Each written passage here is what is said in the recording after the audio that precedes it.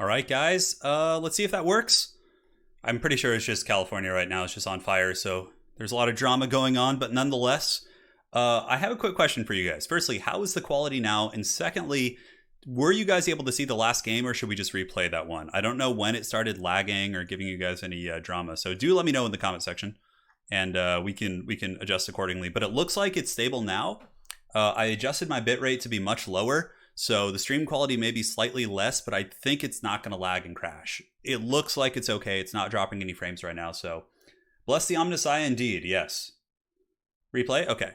So, hey. So let's replay the first game, since that one was a lag fest. All right, guys. So we're loading in. We're going to be starting the series over. We didn't see the whole match. Okay. Oh, wait, hold on. Oh, no. Is it happening? Wait, hang on. Oh, no. Okay. No. Wait, there's no frames dropping. It looks good on my end. Let me know how it looks. Okay, hold on. I don't even know where this is here. Hold on.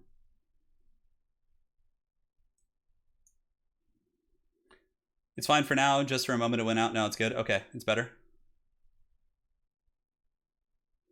So we got a donation from Miguel Rojas, Matthias, Eddie Griffs, and Lich109. I'm subscribing if we don't get to see another Rooster Rider charge into Skin Wolves. Oh my god, that's a pretty magical situation for sure.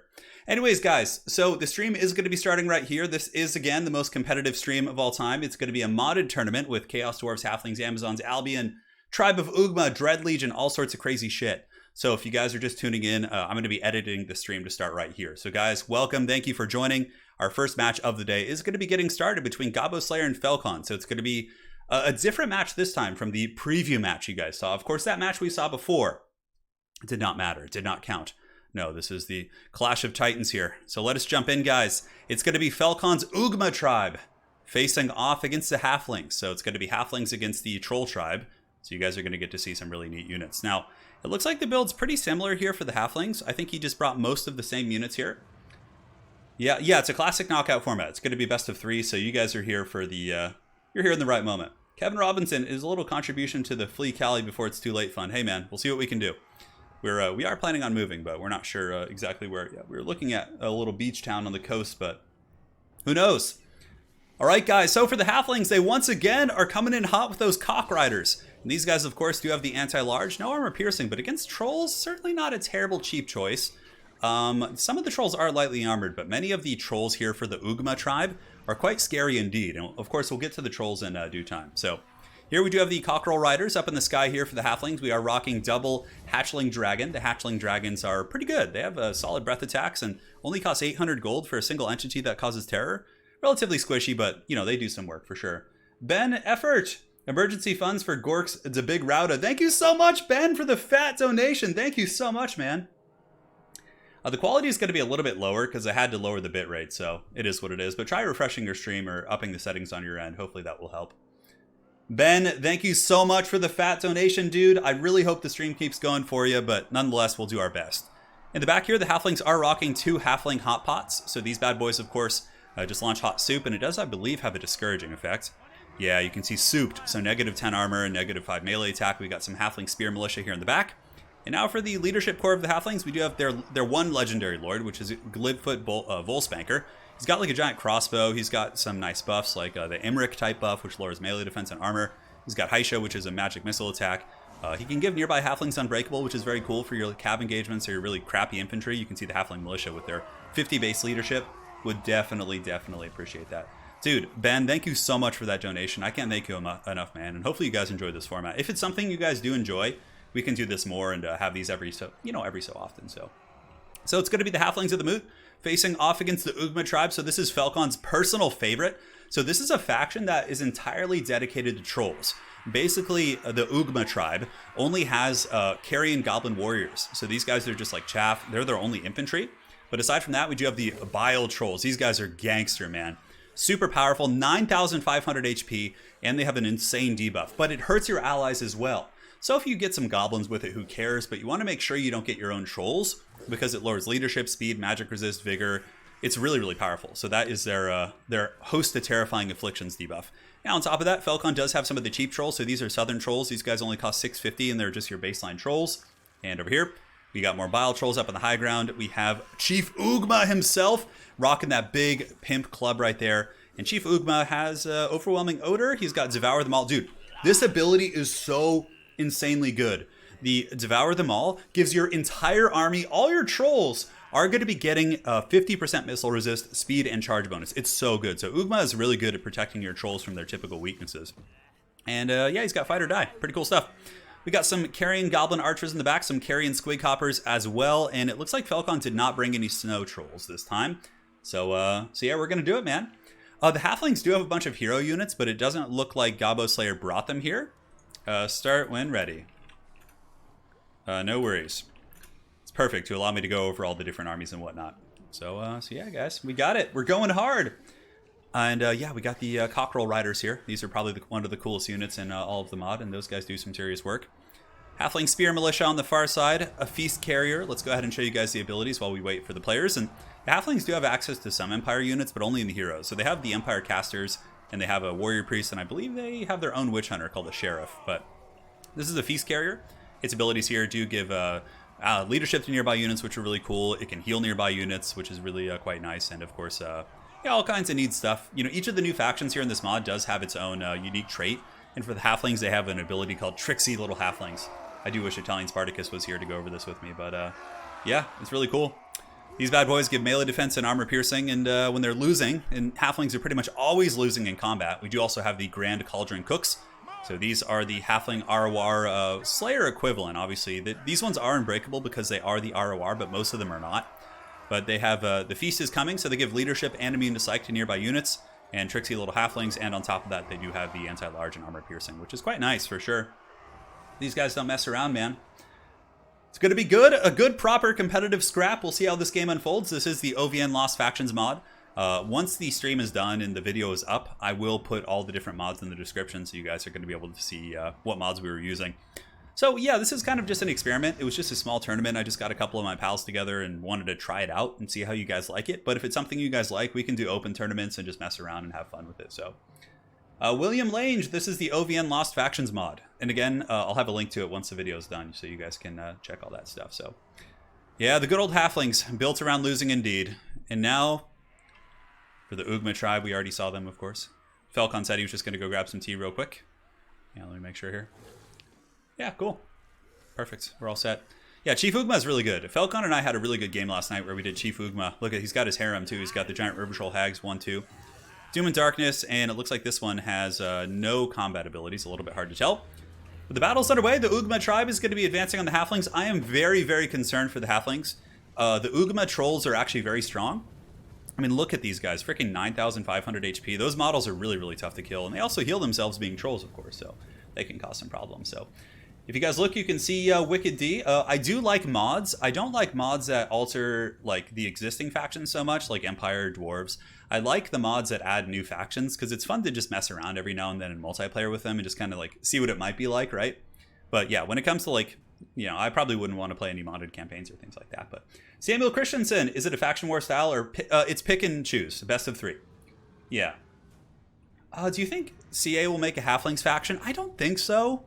I mean, I don't think it's beyond the realm of possibility to get like a Halfling supplement. Maybe in like game 3, they could do like a free LC where you get like a couple Halfling units for the Empire. But generally, like, I don't know if they'd get their own entire faction. Yeah. I don't know if we would. Anyways, guys, if you could let me know in chat, how is the quality? Is the stream looking okay? I know it might be a little bit more pixelated since I had to lower the quality due to the internet problems in California, but do let me know. A big breath attack going down to the Bile Trolls, but the Bile Trolls are able to dodge that, of course. This is no mere troll faction. This is the Ugma tribe being controlled by the Dark Lord Falcon himself. So if anybody's going to lead this glorious troll-specific faction to glory here, it's going to be your boy Falcon. I don't know if he brought the Chaos Stone Trolls, did he? So he's got Bile Trolls, he's got Southern Trolls, he's got his troll characters, but this tribe actually has access to a bunch of different troll types. Yeah, it's running good. Great. Glad to hear that. But they have access to, let's see, Snow Trolls are really badass. They look like giant yetis. They do also have Chaos Stone Trolls, which are really good. Those guys have like 70 leadership, massive physical resist. They're very, very tough to take down. Thank you guys for the update on the quality of the stream. But Falcon's got Chief Ugma, the big pimpin himself, coming in here with the giant River Troll Hags. And oh, now the Halflings are launching soup at them. So the Halfling Hot Pot Throwers, I don't know how an Halfling army ended up here in like the frozen waste to fight the Ugma tribe, but someone's got to do it, man. I don't know how much damage the Halfling Hot Pots are going to do against this army. They definitely should shoot the chaff. Just going after the Goblin Warriors and some of these other assets here. But here it comes, going after the Southern Trolls. Looks like it does a little bit of damage. And the Dragon Halflings are hanging out here, waiting to probably get some breath attacks. And wow, look at that! The Hot Pots are actually taking out the Southern Trolls. Okay, so apparently they're not bad against monstrous units. And a big breath attack coming down from the Dragon Hatchling up in the sky here, from the Mootland army. And now the Troll squad's coming in, man. I don't know if the Halfling Militia are going to be able to hang here and fight. You can see here the Halfling Spearmen are ready to go. In the meantime, we do have an ability going down. It looks like some sort of witchcraft, and the Halfling army is scattering to the winds. It was an Assault of Stone coming in from the River Troll Hag here from Ugma's tribe. But man, look at that. The Bile Trolls are being pounded by the Hot Pots. The Hot Pots turning out to be very, very good here. I did not expect them to do that kind of damage. But now the frontline fighting is underway. The Master Chefs are here. They're ready to greet the Trolls, charging in as the giant lunch ladies smash them with their sacks of meat. But these are the Grand Cauldron Cooks, and you can see more Halfling Militia are going to be rushing in the back here, trying to plug up the Troll advance. Now, you have to remember the Troll army does have the Carrion Squighoppers as well, so they have Mobile Harass, and Devour Them All has been popped. So the entire Troll army right now is getting missile resist, which is pretty good, obviously, against some of these missile attacks. Oh, look at this. Oh, what is going on? Aspects of the Dread Knight going down, so the entire army here is going to be causing terror, but the Halflings with the massive outplay because the Feast Carriers here do give immune to psychology. So here on the far side here, you can see the Cockriders are going to be charging in, and now we have the Halfling Cockriders facing off here against the Carrion Squighoppers. And this is actually going to be favoring the Cockerel Cav. These guys, of course, do have anti-large, and the Squighoppers are basically just a weaker version, but the Halfling Roosters getting in there and really pushing them back. So very, very good play there from the Halfling Cav Corps. Now, though, they're going to be fighting some of the bigger Trolls. Balance of power is going more and more into the favor of the Halflings. As you can see, the Soup Pots are just blasting these Trolls to pieces in the glorious Halfling Legion with their dragons swarming Chief Ugma, who is now shaken. And it would appear the Troll Legion has been absolutely flattened by the folk of the Moot. Brutal stuff indeed. The Hot Pot's doing AoE fire damage and also discouraging, and on top of that, the unbreakable item giving the entire Halfling the feast. Dude, talk about a smash. For the Shire, man, second breakfast has been served. Gobbo Slayer is going to be going up 1-0 here in this best of 3 series. What an incredible match. Honestly, the Trolls being in a blob with the Hot Pots blasting them was just too much. So, yeah. Crazy stuff. GG. Game 1. So that is first game in best of 3. All right, guys. So the Halflings claiming an early victory. You know what's really funny is the Halflings aren't even OP. They're like one of the weaker factions in this. And so are the Ugma's tribe. Oh my god. Dude, those Halflings went deep. Frodo and Sam giving them the potatoes. Oh man. All right. So Gobbo Slayer showing the wrath of the Halflings. So Falcon Chaos Dwarfs now? Let's see if we can get Falcon on the Chaos Dowie. Oh my god. Look, Gobbo Slayer's like, no, please don't make me fight the Chaos Dwarfs. Dude, this is great. Hey, my lovely wife is here. She is here. Lady Turin arrives. We had a glorious fight in Heroes last night. Yes.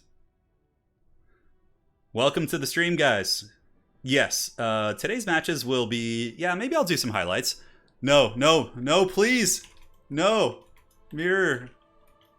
Show off more factions. Please. I'm begging you. So this is a faction called the Grudgebringers, which is really cool. So the Grudgebringers are a mercenary faction. And they actually have one legendary lord, but the thing about the legendary lord for the Grudgebringers is that they are... he rides in a unit. He's like embedded. So it's like having your Shogun 2 lord with like his escort. It's pretty cool. So Falcon this game is going to be going Amazons, and then we have Gobbo Slayer going the Grudgebringers. So the Grudgebringers, like I said, are a sub-faction. and they have like all sorts of cool named characters, but basically the entire theme of the Grudgebringers is that it's a bunch of elite warriors, mercenary companies, things like that. So it's going to be Grudgebringers facing off against the Amazons here for Felcon. Amazons are basically like a hybrid faction of lizardmen and wood elves, which is really cool. They have like some big dinosaurs, they have really good archers and all sorts of neat stuff. Yeah. It's good stuff, man. It's good stuff.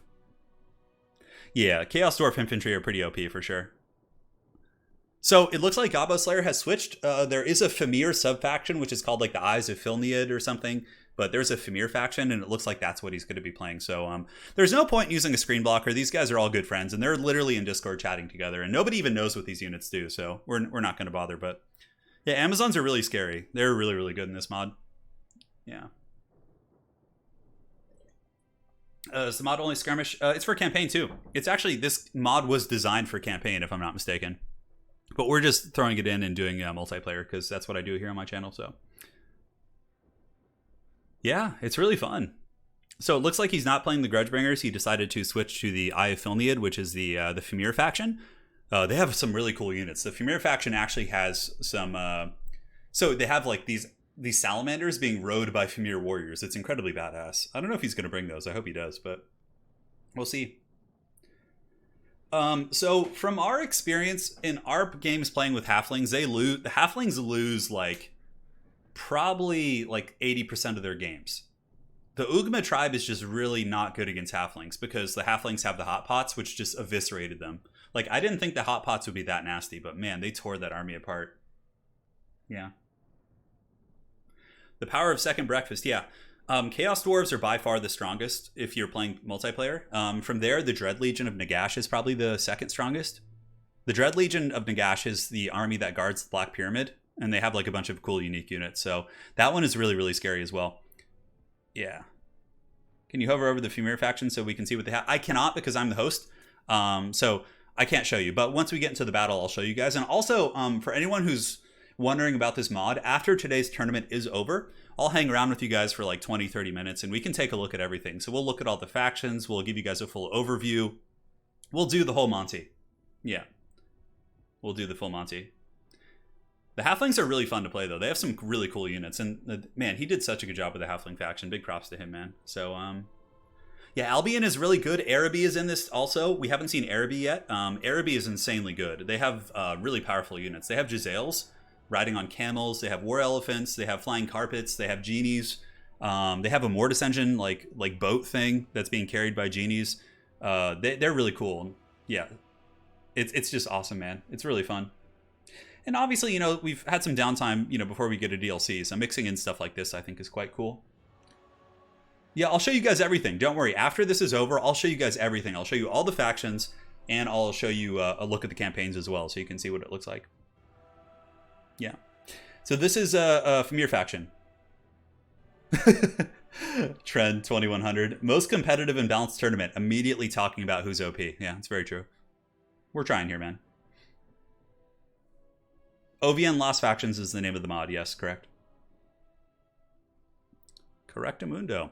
So it looks like the Amazons are ready. Chief Ugma, Felcon himself. And Gobbo Slayer is going to be on the Famir. The Eyes of Gilnead or whatever they're called.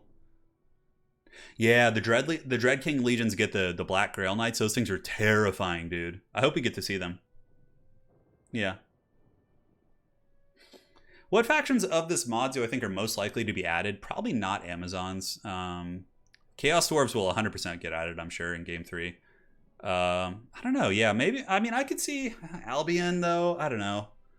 Yeah, it's hard, man. I don't know. Chaos Dwarves for sure, but as far as the other ones, I don't know. Yeah. All right, we're loading in. It's going to be the Eyes of Filneid facing off against Felcon's Amazons. I have to tell you, Felcon is one of the best players in all of Total War Warhammer 2, right? Now, if you put Felcon on a faction that combines his two best factions of Lizardmen and Elves, dude, he is so scary. Like, I was playing against Felcon's Amazons yesterday, and it was brutal. It's like, because he has all the Wood Elf tricks, and he also has Lizardmen tricks, and it's just like, oh my god. What's happening here? If you could have any artist paint Karl Franz portrait, who would you paint? My wife. That's the correct answer, always. Lady Turin. Kislev, I don't know if Kislev is in this mod. I don't think they are. So there's obviously mods for Kislev and other factions, but I don't know if they're all cross-compatible, because the OVN mods are. Alright guys, so let's go ahead and take a look here at the Fimir faction. So we have the Fimric Warlord, so check this out. Oh my god, they have a bloated corpse? Oh, I didn't even know that. They can bring a bloaty boy? That's cool. The bloaty boy makes it even to here. So front line for the Fimir are going to be the Bogglers. So these are like their unique chaff units. They're basically just little bog goblins, and they're pretty god-awful, but they're, you know, they do the trick, man. They got some From the Mists, and this is the trait for this entire army. So all of the Fimir army have the From the Mist ability, which gives the missile resist and things like that. So now let's go ahead and take a look here. They do have a Fen Beast, I believe, or a Fen Hulk. So a Fen Hulk is pretty much one of their monsters. It's a really, really cool looking. It's like this giant swamp treekin looking creature, but for its abilities, it has Winds of Magic generation. It also does lower speed of nearby enemies, which is quite cool, and or I think flying enemies, no, just ground enemies. And get some leadership, yeah, quite cool. Fimric Warlord, so this is the basic Warlord for these guys. He's got anti-large armor piercing. He can also, under the Eye of the Gods, he can buff himself up to be unbreakable and get great combat stats. Fight or Die, and Foe Seeker. So just a basic anti-large Lord. And of course we have a Fimir Bale Fiend of Shadows. Now let's look at some of the cooler new units here. So this is my favorite unit from the roster. These guys are just so incredibly neat. They do have the Marsh Reavers. So these are Fimir riding on salamanders. Dude, this is so freaking cool. And these guys, you know, as far as their stats go, not insane. 29, 25, 110 with 80 armor, 52 speed, or 60, 70 speed with the charge bonus as well, and From the Mist. But more importantly about them, they cause terror, and just having a terror unit that's mobile like that is quite nice. We got some Chaos Warhounds with poison, and for the infantry, the Fimir do have their own infantry. We have the Fim Death Quest infantry, so they're shielded sword and board Fimir with physical resist, and also From the Mist and Frenzy. They do have Rampage, and it looks like he's got some more of those Death Questers on the other side. And in the back here for Gabo Slayer, he's got Fen Beasts. So the Fen Beasts are, yeah, armor piercing and just kind of like, you know, their monsters, Croxagore equivalent or things like that. So that is pretty much the whole army here for the Fimir. Now for the Amazon armies up on the high ground, the Amazon's going to be coming in here with the Warriors. So these are the Amazonian Warriors, anti-large. Certainly will be very good against Fimir. She's got the Jaguar Warriors. Oh my god, look how cool these models are. Anti-large, armor piercing, and I think they all have Strider. I think that's the trait for the Amazons. Yeah, they all have it, looks like. So Eagle Warriors are just baseline infantry. Warriors here. Falcon's got a Priestess of Life. Look at that! The Priestess riding on a big old Stegodon here. We have a Matriarch who's this Amazon Queen riding a... oh my god, that is so cool, a Carnosaur. Now for the infantry, they have the Kolkin Riders. So these are like bow, skirmish cav, but they also have anti-large melee. They're really, really good. So the Kolkin Riders are going to be all equipped with bows, it would appear. And some Warrior Spears in the back as well. Yeah, Fimir riding on salamanders, dude, that is such a cool thing. But yeah, the Kolkin Riders are really solid. They do have really, really good bow attacks. They have armor piercing and poison, but in melee, they're also very formidable as well. So should be a very useful tool. And of course, Falcon loves to overload flanks and pressure and do all that kind of stuff. As far as the front line goes, I have to say the Fimir army seems like it might be a little bit more sauced here, but we'll certainly see. So here comes the Kolkin Riders here from Falcon, getting some nice shots. Yeah, kind of laying some fire here. But the thing is about the Fimir army is they all have really good missile resist because of the From the Mist ability. Oh, but Falcon's going for the bloated corpse. He's trying to take it out. The bloaty boy cometh. And in the meantime, Gabo Slayer is going to be sending his Warhounds to engage here. But Falcon does countercharge with the Kolkin Riders. But is also going to be eating a charge here. But we do have some Warriors coming in as well. Hounds are broken off. And now the Matriarch is standing nearby getting ready to battle as the Fimir do surge up the hill. In the meantime, Warhounds pushing in. Chaos Warhounds with poison, and the Kolkin Riders aren't super tanky, only 24 melee defense and 40 armor, so they're certainly not the beastiest of units. And it looks like a lot of focus fire going down on the Marsh Reavers. The Marsh Reavers are being hammered pretty hard here by all the Kolkin Riders. And oh dude, this could be big. The Fimir casting a huge pendulum right there. Really nice cast there by Gabo Slayer. Falcon's Missile Core definitely taking some damage, but now we have a fight between the Matriarch on the Carnosaur against the Fen Hulk. And of course the Amazonian infantry should absolutely destroy the Goblin infantry, or the Goblin, what are they called? Goblars or Boglars or something or other? Yeah, hard to say. But I have to say the Kolkin Riders are very strong. These cav with anti-large melee, getting some really nice shots in there. And here you can see, oh look at this, the Storm Riders. So these are ROR Cold One Spears. These angry ladies riding them into battle and actually getting a really good surround here on the Fimir Bale Fiend of Shadows. Going down super quick to the Storm Riders. Brutal damage coming in for sure. Bounce power though is pretty even. Looks like the Fimir are doing okay for themselves in the front line. Some of the Warriors have been completely busted up here by the Fen Beasts and the Death Quest. And the Fen Hulk is still doing a good job, currently buffed up here by Occam's Mind Razor as it ravages through the fight. Now, Falcon bringing in some reinforcements to this battle. He's got the Warriors of Spears, and he does also have the Matriarch coming in. She's here to speak to the manager here of this Fimir Warlord, or I guess of this Fimir caster, the manager being the Ephemerak Warlord. But look at this, Gobbo Slayer using Under the Eye of the Gods and Foe Seeker. So currently this guy's just sauced to the gills, also unbreakable. And Anti-Large could help him quite a bit, of course, against the Matriarch. But this fight continues to pour on to see Storm Riders continuing to do their thing, but both players realizing this is a very, very important fight here. Gobbo Slayer is going to be pulling in the Fen Beast, and the Fen Beast get a nice rear charge here into some of these ladies, but these are warriors with spears, and the Amazons seem to have pretty good leadership characteristics, so they should be able to hold relatively well. And the Matriarch seems to really be dominating this fight pretty hard. All the while, here you have the Kulkin Riders up in the high ground, these feathered dinosaur cav riders, just getting some beautiful shots down here into some of the larger threats. Oh, look at this fight, guys. We have King Kong versus Godzilla. We have the glorious Fen Hulk battling the Priestess of Life. The Priestess of Life knocking over the Fen Hulk, and the Fen Hulk is currently going to be pushed back. But I don't know who would win that. Probably the Fen Hulk. The Fen Hulk is kind of designed for such fights. But yeah, this blob fight really seems to be the epicenter of combat. And what's really cool about Fen Beasts is they actually crumble. And I really think that's what they should have done with like the Rogue Idol or different things like that. And yeah, you can see, my friends, the Fen Beasts are crumbling down. The Amazonian Matriarch leading the charge on her Carnosaur. The Kulkin Bow Riders getting into combat as well. And, you know, they have Anti-Large, and against, Fen Beasts only have 40 armor. Very, very useful for sure. Now, the Matriarch has some really good abilities as well. She has the Elixir of Life, so she can heal herself. She also has the Amulet of the Moon, which is a constant ward save against missile play. She is incredibly tough to kill, and I think one of the most powerful characters in this entire mod pack, really. We didn't really get a chance to watch the Marsh Reavers fight. Sorry about that, guys, but nonetheless, I'm sure they did their best. So there you have it, guys. The Amazons claiming victory. We're going 1-1 in this series, baby. We got a good proper scrap, and we have a donation coming in from Terrascat. Been watching since quarantine started. First live stream, 24-hour King of the Hill stream. Keep up the good work. Someday, I will do one for you. Someday. I don't know when, but we'll do a 24-hour stream sometime in the next couple of years when my hands get better. Thank you so much. 1-1 here, guys. Falcon ties up the series. So Halflings with the victory, Amazons with the victory, and now we go into the rubber match. Who are they going to play? We will see. GG, well played. So now this is game 3 in the first match here today.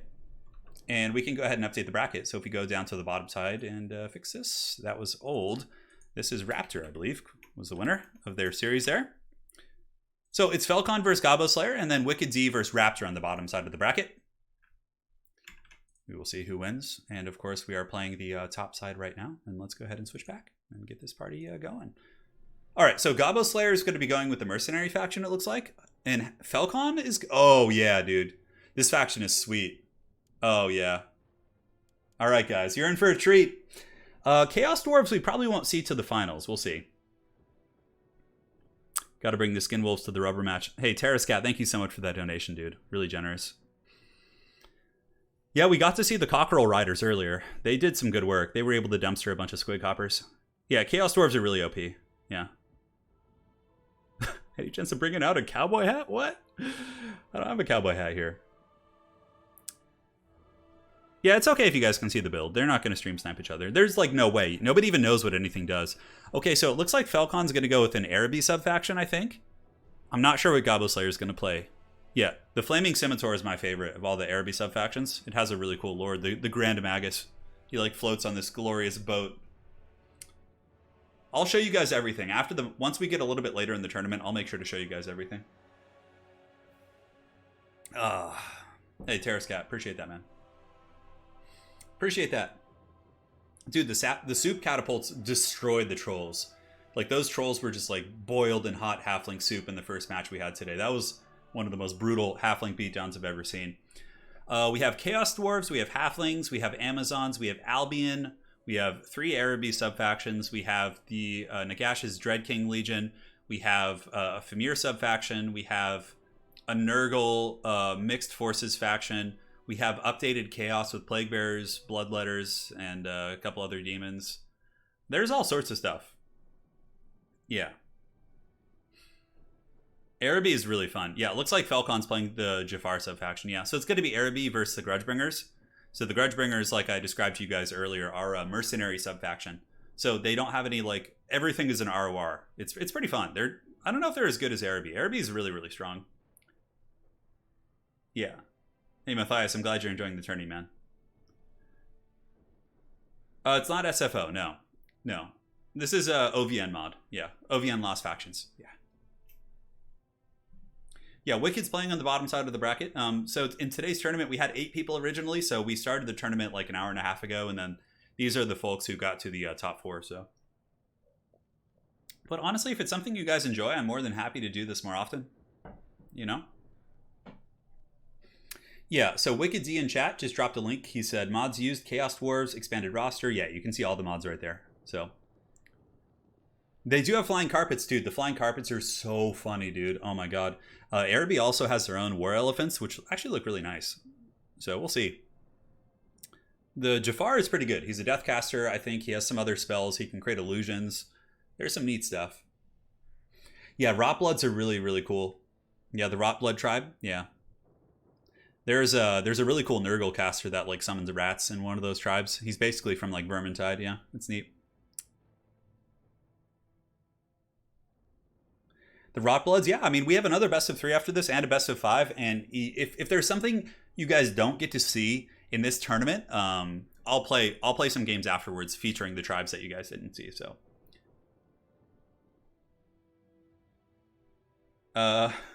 Wichita Wolves, yeah. If you just reach out to me on Discord, yeah, absolutely, I can connect you. There are flying carpets, yeah, 100%. Dude, they are absurd. So the flying carpets are like, they're like Hawk Riders, basically. They have like bow attacks and are decent in melee. Holy shit, a big donation coming in. Clan Scryer has donated $80. Man, who would have thought Ikit Claw had it in him, man? Very generous stuff. Quillisk, an enemy hero belonging to Clan Scryer, has snuck into Los Angeles and damaged Comcast. Dude, it's very true, man. I think Clan Scryer has teamed up with Clan Eshin to sabotage Los Angeles' infrastructure. You know, like the Eshin assassin snuck in the Scryer engineer using subterfuge and treachery and sewer maneuvering, and you know, is ruining everything. Hey, thank you so much, Clan Scryer, for the donation. Really appreciate it. As a matter of fact, my next head-to-head campaign, which I'll be playing against King of the Dead in the next few days, is going to be my Clan Scryer facing off against his Grom the Paunch.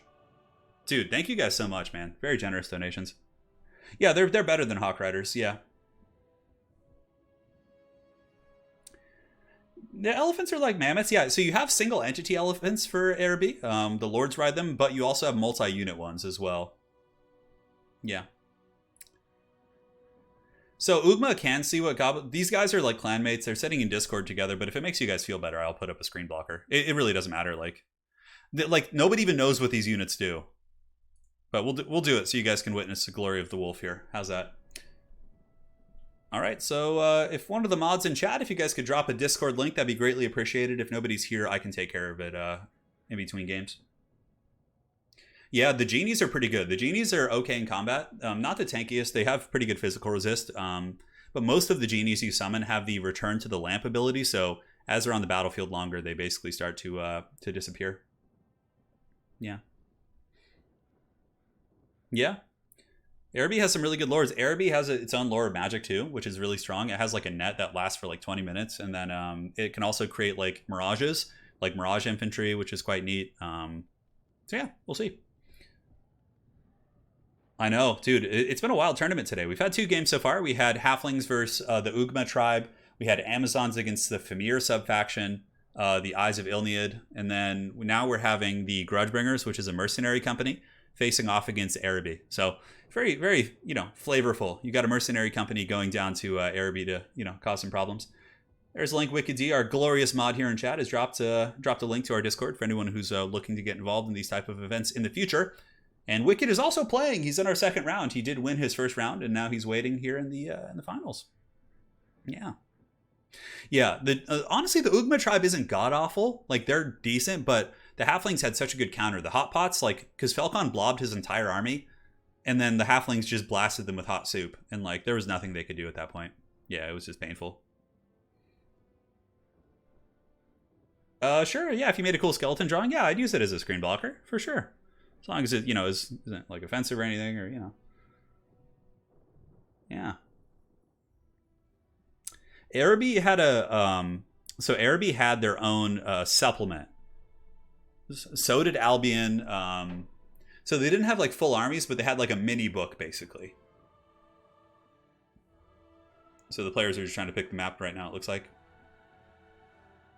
Yeah, it was nothing major.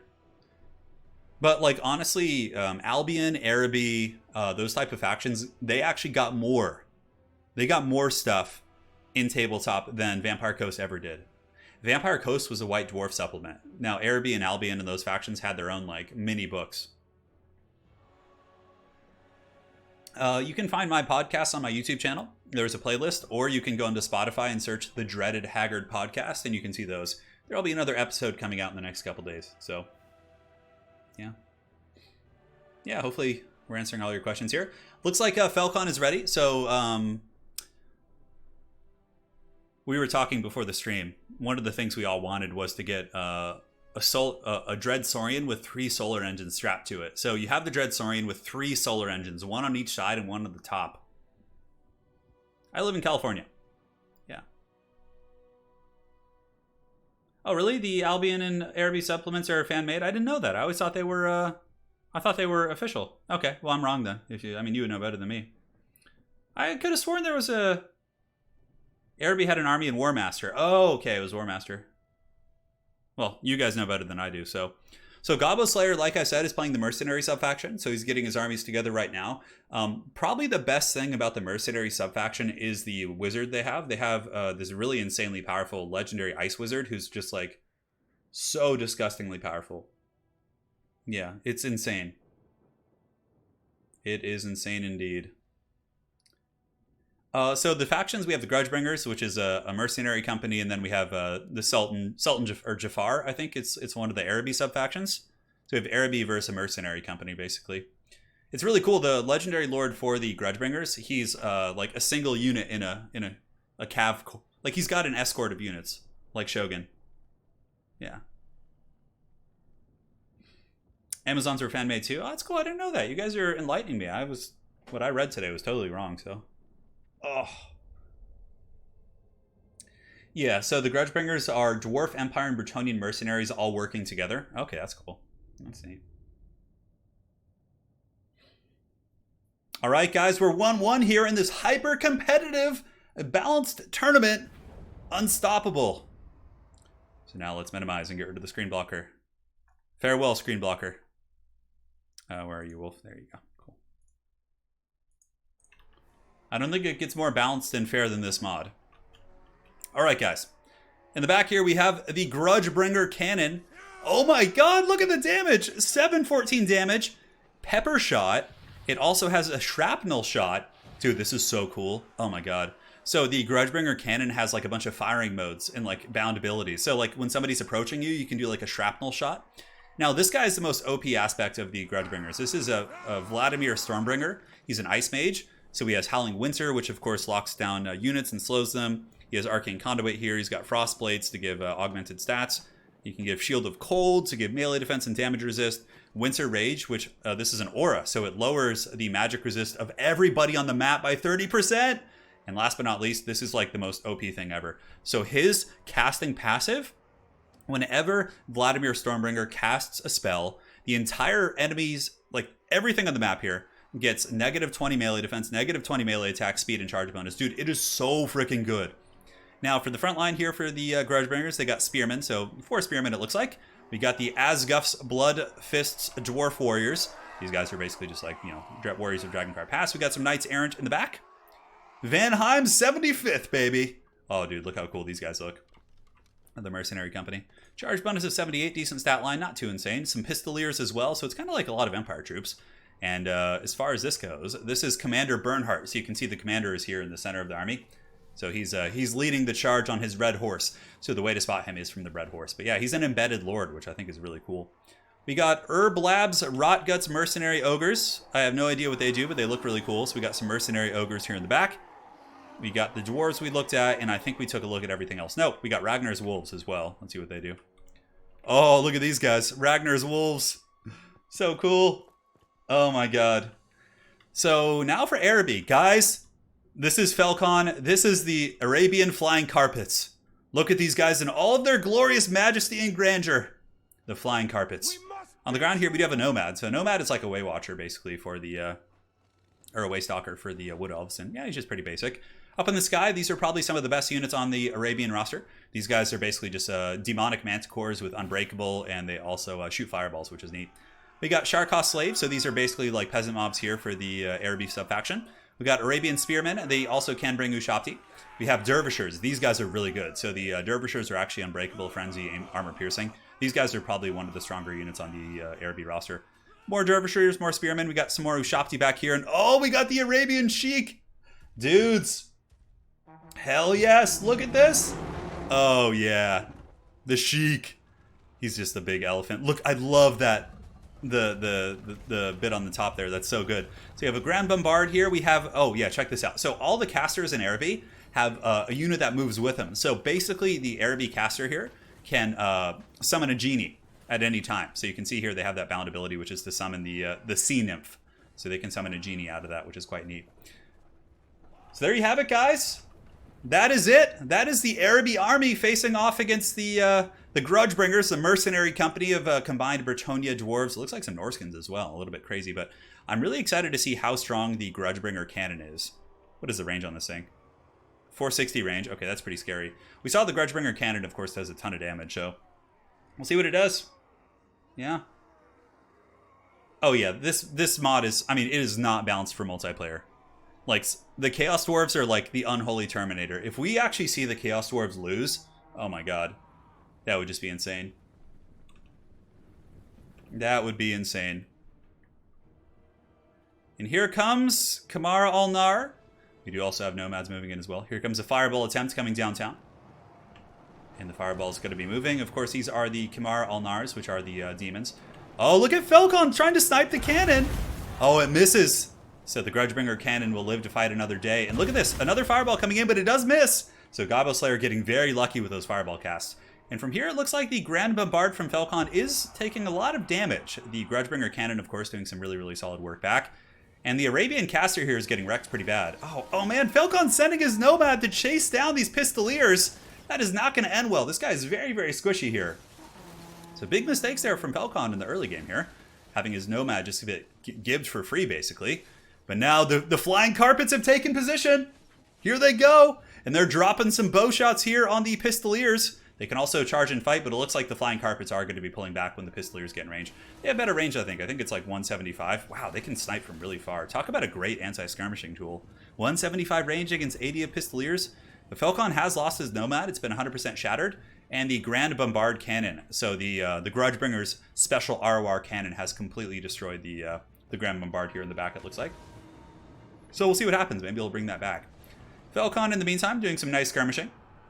Continuing to work on the pistoliers. And now the Vanheim 75th going to be charging into the slave lines, getting some fat damage. We do also have the Norskin mercenary cavalry charging in here. And the Arabian slaves are broken. You can see those guys are going to be running. And now we do have the Arabi bowmen going to be turning and shooting. I think they can shoot and run. I'm not really sure. I don't quite remember. But the carpet shot's still doing some good work. Balance of fire is pretty even at this point. So, you know, things are going. Here comes the Arabi Spearman. It looks like the genie is going to be summoned. Oh, dude, you guys are in for a treat. So the Arabi mage has summoned the dreaded sea nymph. Dude, look at this thing. Holy shit. So the sea nymph is pretty good in combat, but he also does have Wraith Storm, so he can like drop bombardments. So Falcon's going to be sending in the sea nymph to do some fighting here. And it looks like the two demon manticores are going to fight. Oh, and the carpet's charging into melee, so the carpets do engage, and they just wreck the pistoliers, dude. Absolute destruction. The skirmishers here for the Grudgebringers are completely broken off there in that engagement. Now the Sheik has charged in as well, and you can see the Empire Spearmen or the Grudgebringer Spearmen are getting wrecked pretty good as the Genie and the Sheik fight side by side, doing some solid damage for sure. And now the Ogre's engaging on the far side as well. So here comes the Ogre Mercenaries, the Urlev's Rockgut Mercenary Ogres. These guys could be charging in and certainly should be able to crump some of these slave infantry. Now, if we look at the battlefield overall, we do have just pretty much all the mercenary units engaging all over the place. And we have Vladimir Stormbringer. Fireballs are actually going down, so Falcon using the fireballs from his demonic manticores to try and do some damage there. In the meantime, Burning Head going down from the mercenary caster. And Vladimir Stormbringer appears to be running back to the battlefield. Has to make sure to spam those abilities as much as he can because of that really, really OP trait. And it looks like the cannon crew, the Grudgebringer cannon, might have been destroyed. It's hard to say. It looks like the crew is kind of standing here, so they must have been broken off. Now up in the high ground, the Arabian Sharkish slaves are completely broken by the onslaught of the mercenary ogres and some of the spearmen here. But Arabi still has a pretty good monstrous presence. They still have the Sheik, they still have the flying carpets, which of course are soaring around the battlefield. And yeah, I mean, their elephant's in good shape. They still, of course, have the Ushapti, and the Dervishers are unbreakable, which is quite nice. So here comes the Cav, the Knights Errant, pushing up. I think basically what wants to happen here is the mercenaries want to try and clean up this whole high ground position, kill all the archers, and wait for the blob fight. So here's the Lord here. We have Commander Bernhardt. He's going to be charging in with his own retinue. So this is the legendary Lord here for the Grudgebringers company, and they're going to be slamming into the back of the Araby lines. But Araby, of course, has its Sheik. It has its Manticores, which I believe these guys are demonic. So I think they crumble. I can't quite remember how they work. But look at the buff going down. Look at the stats here on the Araby line. So for a second there, because of the really OP Lord Vladimir Stormbringer, the entire army basically had like just terrible combat stats, which is really, really good. I mean, he single-handedly could carry this army, which I think is quite cool. So if we look up, balance of power is pretty even. The Araby Flying Carpets now are trying to snipe the Bright Wizard. It would appear they're also maybe trying to go after some of the spears in the back. I'm not quite sure. But the blob fight is underway. The Genie is going to be disappearing soon. I believe it's on its second tier. The Sea Nymph only lasts for a period of time. Balance of power is still pretty Araby favored. I think the Sheik is doing a great job just bullying the Commander Bernhardt unit, which doesn't seem to be all that strong, to be completely frank. But the Frostblade has been activated. Now you can see the stats for the Araby army. 14 and 10 there. And for the infantry, it's 20 and 10. I mean, that stat debuff from the Frostmage is so OP. So incredibly good. So the Sea Nymph's still grinding, still getting in there, but it's going to be returning to its lamp here in a couple seconds. Raystorm going down there from that bad boy.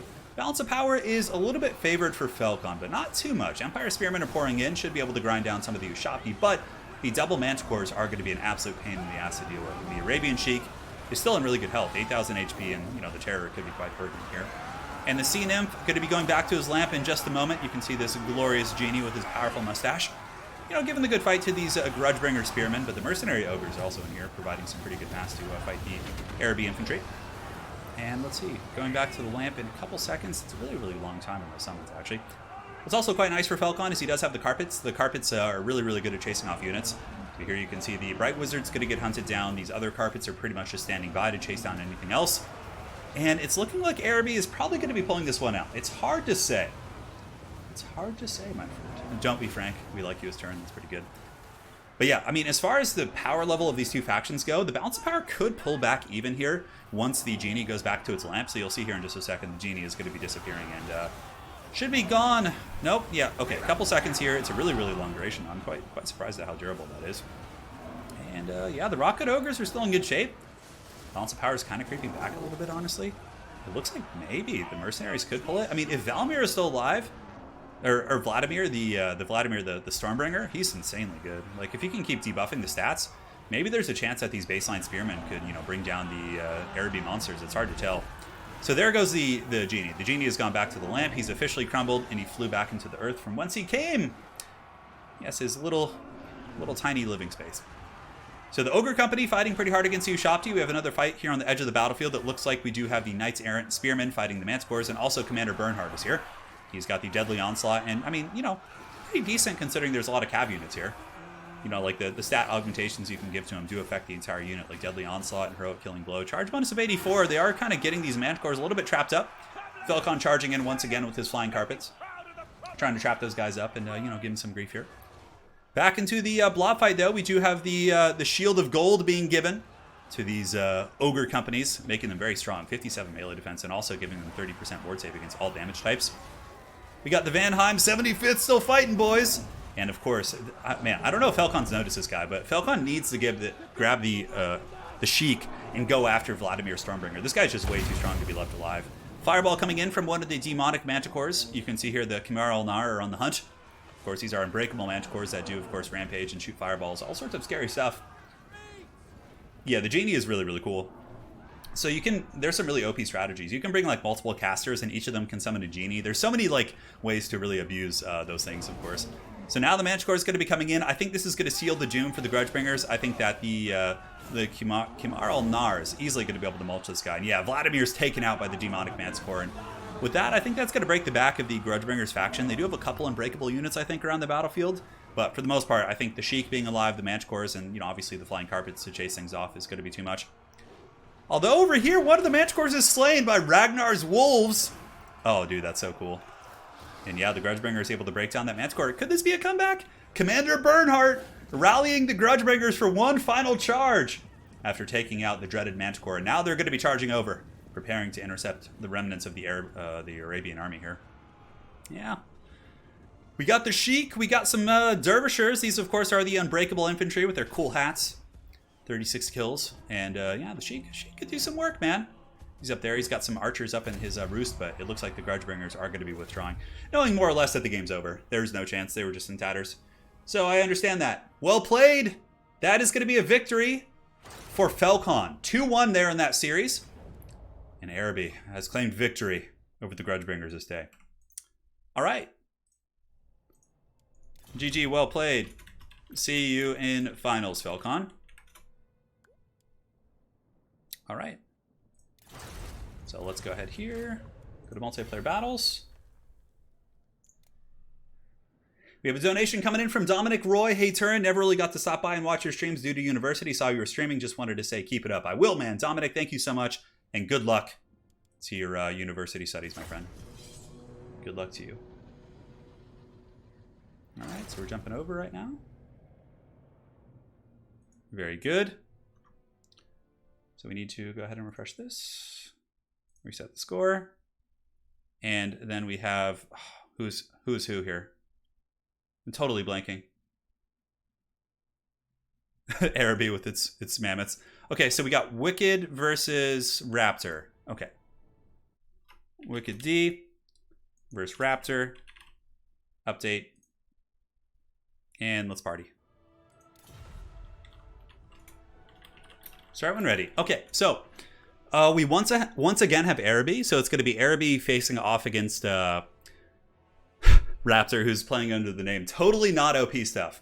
But Raptor is going to be playing Albion. So we get to see Albion. We did see them in the beginning when the stream was like crashing a little bit. But yeah, we should be good now. Yeah, no, I agree. So as far as like factions go, the Mercenary, the Grudgebringers is probably one of the weakest factions overall. So, I mean, even with Falcon losing his Nomad early and a couple other things, it's like, it's not balanced enough to really make that big of a difference. Yeah, that's some good H2O there. Plus, Falcon has really good control too, so. All right, guys. This is it. Oh, dude, he brought it. So, check this out. So, for the forces of Wicked, he brought... let's let him set up a little bit first.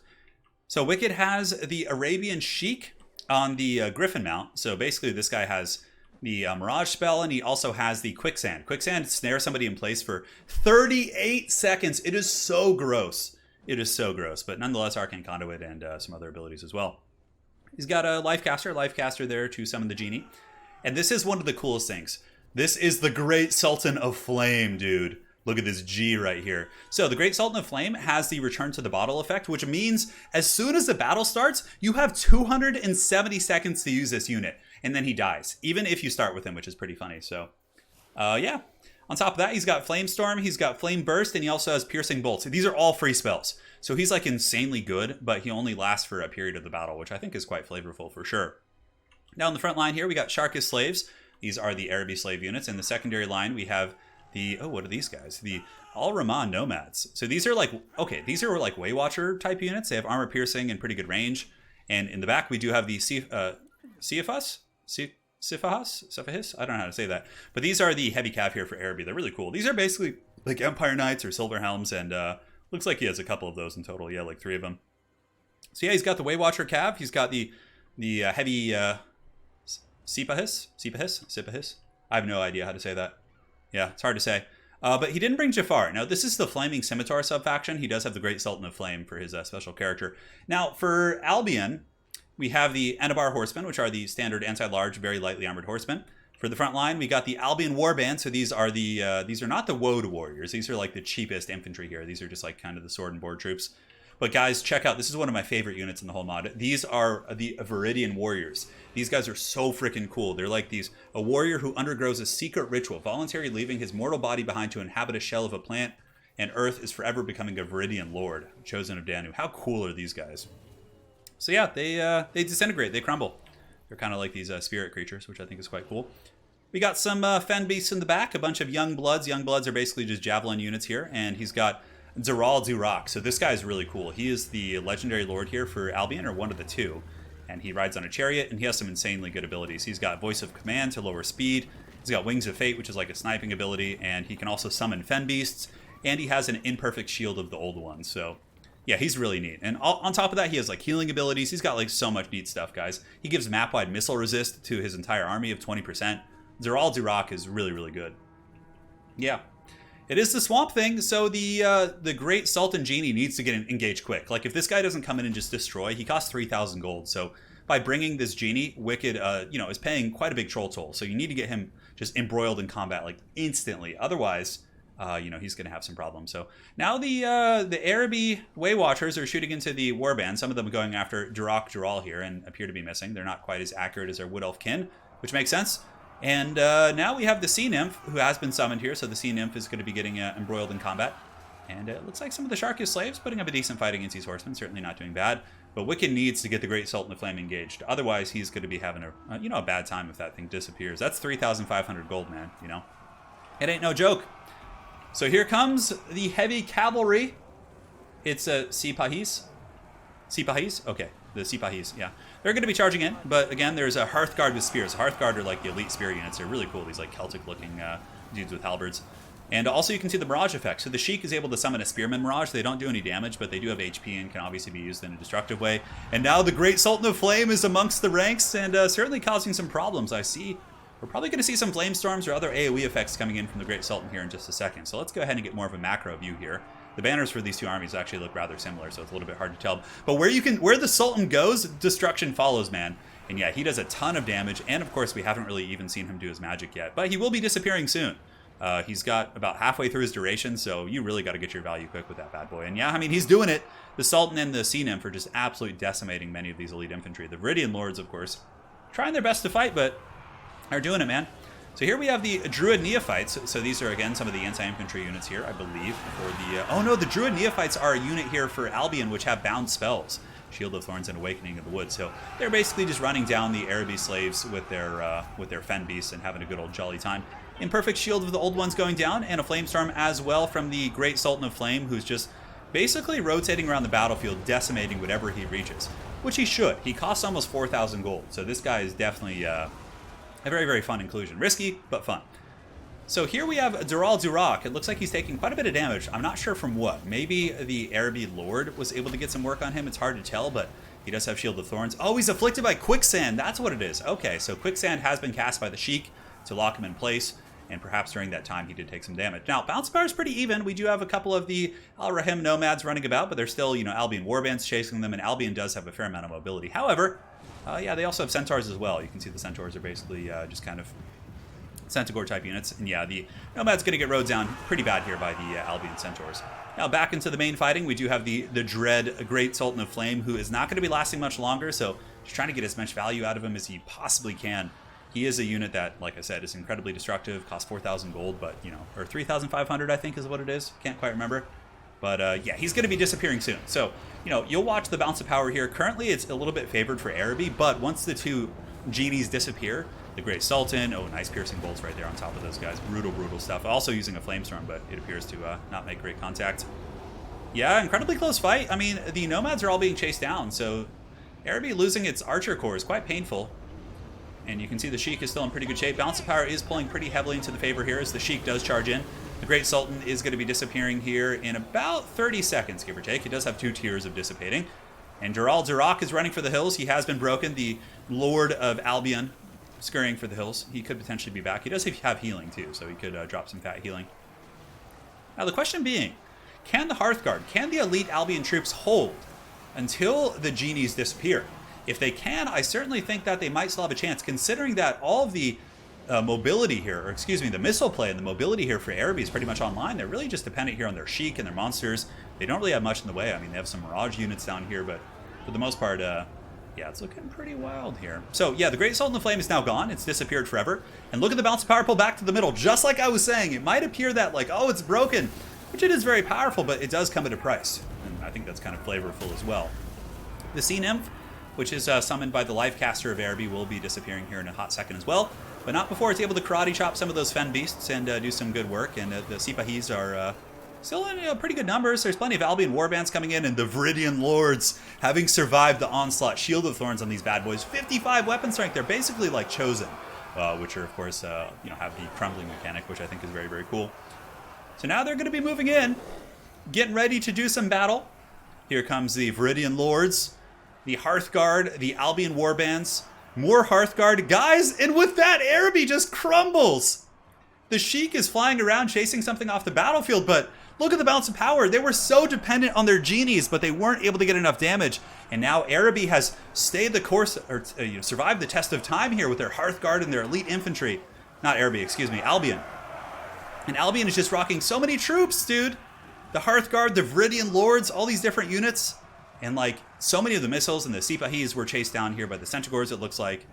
And all that's really left here for Araby is the Sheik. That's it. Like, I don't think, there's some Sipahis left and some Sharkish slaves, but for the most part, these Centaurs are chasing them down pretty efficiently. Centaurs are actually armor-piercing, so they're going to be able to easily dominate these Sipahis, who did get a lot of kills, mind you. But the Centaurs charging in, 84 speed, and the Arabian Cav are just going to be run down there by the Albion forces. Genies always betray you, trust me. Yeah. The Genies are really good, but I mean, you're paying 4,000 gold for that thing, and it's going to... If you don't get enough damage in or win quickly, I mean, Wicked almost won the battle with that Genie, but it just didn't last long enough. I don't know if the Sheik is strong enough to fight this off. He's got 105 armor. I mean, he's no joke. We got warbands. We got Hearthguard with halberds. Yeah, that's it. Wicked shall withdraw. That is game one going to Raptor, the Velociraptor, claiming victory using the Truthsayers of Albion against the Flaming Scimitar. I'm telling you, you know who would have won that fight was the Grand Magus. 100%. The Grand Magus is so powerful. All right. GG, well played. Genie betrayal. Oh, you guys are in for a treat. We'll have another big, thick tournament next week. Yeah, and Ultra Funds. Yeah, that'll be sometime next week. All right, so let's get the wolf.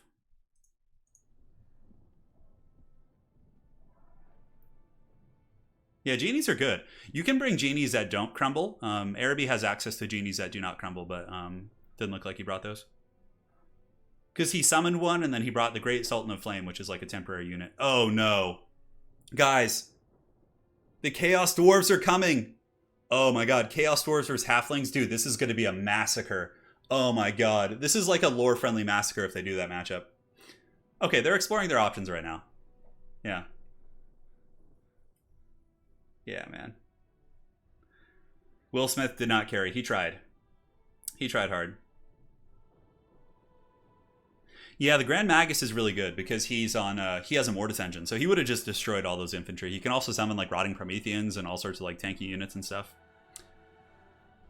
We got a donation from Mark Gillard. He says, "Happy birthday, Turin. Glad I got to catch one of these balanced games. I am glad you did as well." Yeah, thank you so much, Mark. Really appreciate the support, man. Okay, so we got Halflings. So you guys are going to get Halflings versus, I think this is the Rotblood tribe. I can't remember which one this is. This is one of the ones that has like, I think Fimir and like Treekin and like some swampy type units. Yeah. Hot pot catapults, dude. The Chaos Dwarves will come at some point. I don't know when. But Wicked is playing the Halflings here. And it looks like, I think he's playing Rotblood tribe. I can't remember which banner that is. There's a bunch of new factions. Yeah. Hamond, yes, you can rename yourself in multiplayer. Yeah, you just go to Steam and change your nickname, and then that'll do it for you. Maybe Araby mod should contain a spellcaster who can extend the genie lifespan. Dude, the genies already last super long. I don't think it needs to be done. We're using the OVN Lost Factions mod. For anyone who's interested, I will make sure to show you guys the mod afterwards and get you all set up and everything if you want to try it. Yeah. So yeah, we have Halflings here. We have Mootland, led by Wicked, and he's going to be facing off against, I can't remember this faction he's facing. I honestly can't. Oh my God, I love Wicked's build. Oh, it's so good and tasty. Dude. There are going to be some cockerel riders, I can assure you of that. All sorts of fun times. All sorts of fun times. And guys, thank you again for joining. I know we had a bit of a rocky start here on the stream, but you know, it all came together in the end, and we're holding our own. Araby's really good though. Araby's strong. Chaos Dwarves are the strongest. The Dread Legion of Nagash is insanely strong too. We haven't seen them yet. Yeah, the Halfling Hotpots were insane. They fought a troll faction in game 1, where Felcon used the Ugma tribe, the troll tribe. Yeah, Rotblood called the Ubers Reich 5. Yeah, absolutely. I can't remember this faction. I wish I could remember its name. Yeah, we'll see. We will see, my friends. Hope you're all doing well. I've been binging out on Heroes 3. Heroes of Might and Magic 3, dude. I just like am so addicted to that game. I like every night I'm like, oh, somebody want to play? Somebody want to play some Heroes 3 with me? Dude, I'm stream sniping so hard right now. I'm not actually playing though, so don't worry, it's fine. Yeah, Chaos Dwarves are just insanely OP in this mod. Like, they're just so dirty. Like, it's a Fimir faction. Oh, is this one of the Fimir sub-factions? So there's the Eye of Gilnead. I think this is the Fimir faction that mixes, like, a couple units from Albion. I can't remember. That's the Ent faction? Yeah, we'll find out. If you want to submit a drawing, just go to my Discord and direct message me. Yeah. We'll be dropping links to the Discord throughout the stream, so just hang tight. Jesse, thank you for the $5.29, baby. Haven't seen a stream for a while. This looks interesting as hell. I'm going to download this mod immediately. Dude, it's really fun. We've been having fun with this mod for the past 2 days, just playing like battles against each other and just memeing. And but it's keep in mind, guys, the mod is not balanced for multiplayer at all. So what you're seeing isn't like, you know, the most balanced gameplay, but it's designed more so for campaign. You can play all these guys in campaign, which I think is really cool. Yeah. Dude, the soup catapult came earlier. I don't know if he's going to use it again. Although, oh, well, it wasn't him using it, but the soup catapult was incredibly awesome. Oh my god, Wicked's army is just such a meme, dude. Holy shit. I cannot believe this army I'm seeing right now. You guys are in for a real treat. Oh, so this faction is has demons. Okay, so maybe we'll get to see some Plague Bearers and stuff. The Plague Bearers are really good looking in this mod, actually. The Nurgle demons. There's also a Bloodthirster. There's Bloodletters, which look pretty good. I actually thought the Plague Bearers are pretty well balanced. They're like super slow and clunky, but they hit really hard and they're really tanky. I think it's cool. The Supapult, yeah. The Soup Tank, you know, I don't think Wicked is going to bring the Soup Tank because if he loses, he's eliminated, and I think he wants to go on. So I think he's going to bring more of a competitive Halfling army, if such a thing exists. So that's kind of the plan. Prussian the Spirit, yes, we will. Yeah, the Black King of Nagash is really, really overpowered. But, you know, there's a ton of OP things in this mod, so it doesn't really matter. Like, everyone has more or less a couple OP units. Which I think makes it fun, because, you know, balance can get stale after a while. You need to throw in a wrench every now and then. Not for, like, true competitive play, but just from an entertainment's perspective. All right. Here we go. Let's get this party started. Let's have some fun. Thank you all for joining. Rowan from South Korea, welcome to the stream, dude. Let's go ahead and see the Halflings do battle with something or other. Oh my god, it's happening! All right, guys, Halflings. So for the Halflings, we have the glorious Grand Enchanter. Let's let Wicked set up first. Dude, oh my god, I'm so excited. Wicked went with like a Halfling Death Star, which is pretty good. Yeah. It's the Killing Eye of Ghost Fells. Okay. So for the armies of Raptor, he's got Bogglars, which are basically just like Goblin Chaff units, just Goblin slaves, basically. He's got a couple of the Marsh Reavers. So Marsh Reavers are the Fimir that ride on salamanders and have the poison, and they also cause terror, which is really good against Halflings. Fimir Balefiend of Fire, and he does have the Fimiric Warlord, which of course we saw in the earlier match. Oh yeah, screen blocker. Oh my god, sorry. That's why I didn't want to use the blocker, and you guys guilted me into it, saying these guys are going to stream snipe each other. Okay, we'll start over. It's fine. So here we have the Bogglars. We have a Bloodthirster. Oh, baby, look at this guy. We got a Bloodthirster of Khorne. So basically, the Bloodthirster has Rage of Khorne, which is like Madness of Cain, and he also has Breath Attacks as well, which is quite neat. We have the Garnus Demon Fiends, and we do also have the... Don't worry, guys. I get it in just a second. We got it. We're good. Balefiend, Fimirac Warlord, who's an anti-large kind of Fimir Warlord. He does also, of course, have the Under the Eye of the Gods, which is really cool. We got Fimir Infantry. These are the Fimir Death Quests. These are the baseline infantry with pretty good missile resist, so it should be good against the Halflings. The Killing Eyes, which are the Arwars. They themselves are unbreakable, which is quite neat. And yeah, the Marsh Reavers.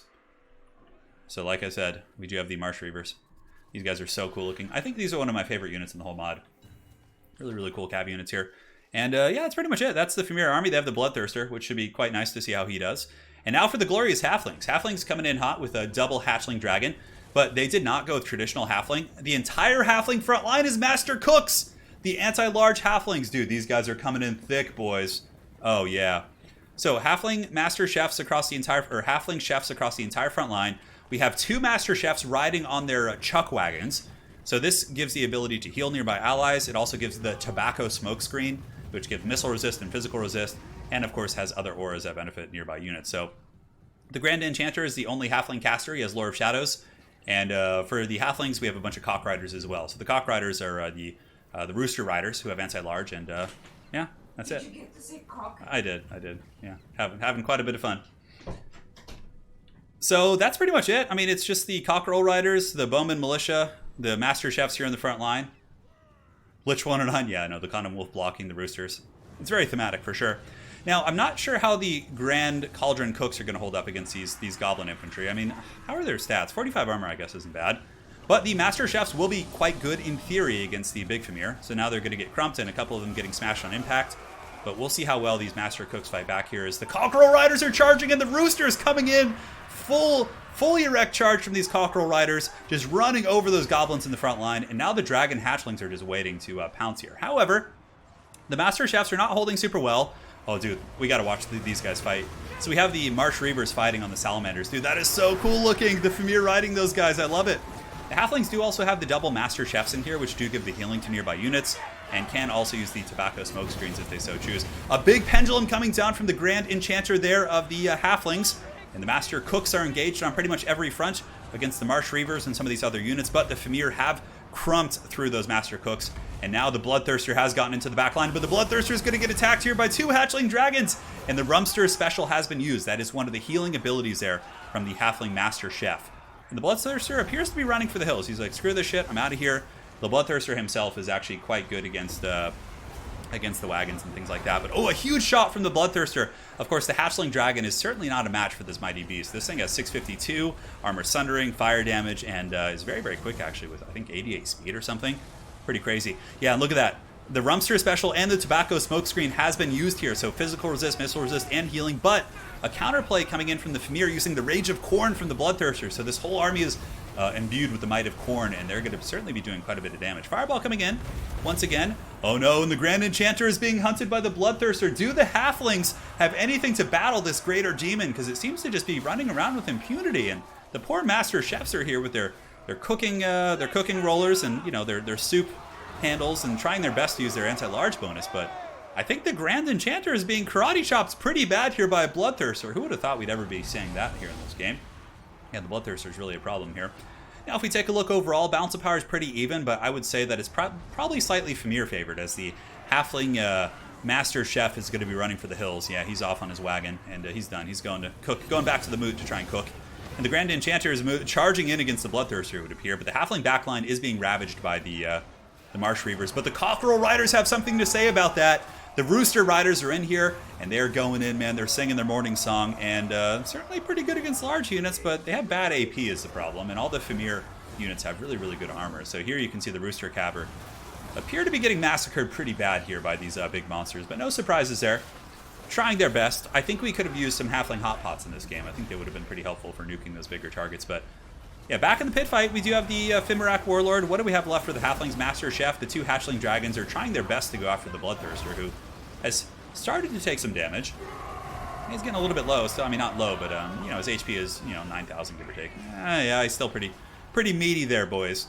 Halflings appear to be falling behind on the balance of power, considering it started in their favor here, because there's currently a bug with the Grand Enchanter where he counts for like a massive amount of the balance of power, even though he doesn't, so it's a little bit buggy, but yeah, the Marsh Reavers, you know, still crumping through and certainly clobbering all over these Bowman Militia in the back, so the Halfling Archer's not able to shoot. Nice breath attacks coming in from the Hatchlings, able to roast off some of the Bogglers there.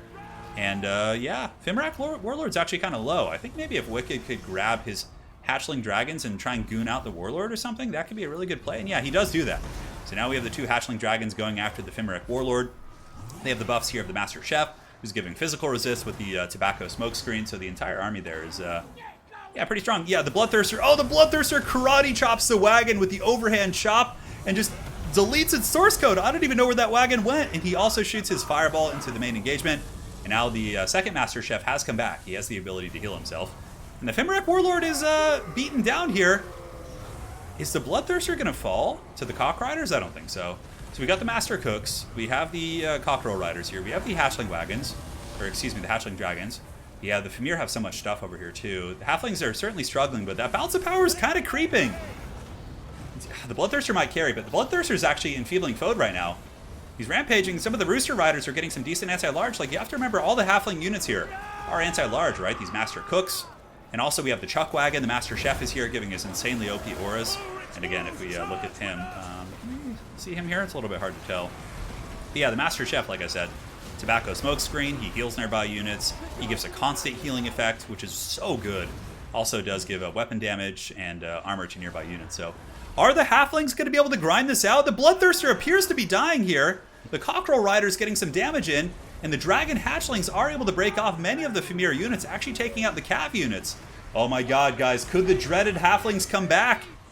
They might. The Grand Cauldron Cooks fighting. The Fimir Death Quest very, very close to breaking. Of course, the Halflings don't have anything that causes terror. But now the Bloodthirster, having done great work this game, is starting to get a little bit worn down. But here comes another charge from the Marsh Reavers in the back. Going to be hammering into the back there of the Halfling Chuck Wagon, which is giving those dank buffs. Right now, what needs to happen for Raptor, Raptor needs to get his Bloodthirster and finish off the Master Chef and just go after him. The Bloodthirster is an anti-large unit. That's where it shines. So you need to get him to take out the Chef, which is in the wagon. Otherwise, the Chef is going to buff the Halfling army and the Dragons to the point where, you know, these Dragons are healing right now. They should be at least. Or maybe it only heals Halfling units. I'm not sure. A big breath attack coming down there from the Hatchling Dragon. Dude, what a proper scrap this is, huh? Dragons charging in. We got some more Marsh Reavers making their way back. Some of them breaking off, of course. The Master Cooks are broken as well. The Bloodthirster is still putting up a good fight here. Balance of power is really even. This is certainly anyone's game, but the Master Chef's charging in. The Grand Enchanter very low. One solid attack there from the Bloodthirster could easily kill that Chef. Or the Grand Enchanter, excuse me. Marsh Reavers coming in is quite nice. They, of course, apply poison, so the entire Halfling army here is going to be poisoned. And yeah, see, now the Bloodthirster has started going after the wagon, and that wagon is getting destroyed, dude. Absolutely flattened out. And the Master Chef is broken. The Bloodthirster is just chopping that thing down. One more hit should probably finish it. Will the Chuck Wagon survive? It's broken, it's running, but so are the Marsh Reavers. And now the Bloodthirster using its breath attack right there on the Master Chef. It might shatter it. It's hard to say.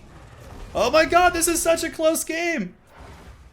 This is such a close game. The Master Chef is running. All the Fimir Cav are running. And now, oh my god, the Grand Enchanter. Will his skull be taken for corn by this Bloodthirster? The two Dragon Hatchlings trying their best to take down this beast of old. And the Master Cooks are fighting, but we have some Goblin reinforcements coming back. The Goblins will be very useful here against the Master Chefs. And just kind of, you know, volume, weight of numbers. Dragging those guys down, but they just get terror-outed, like, instantly, actually.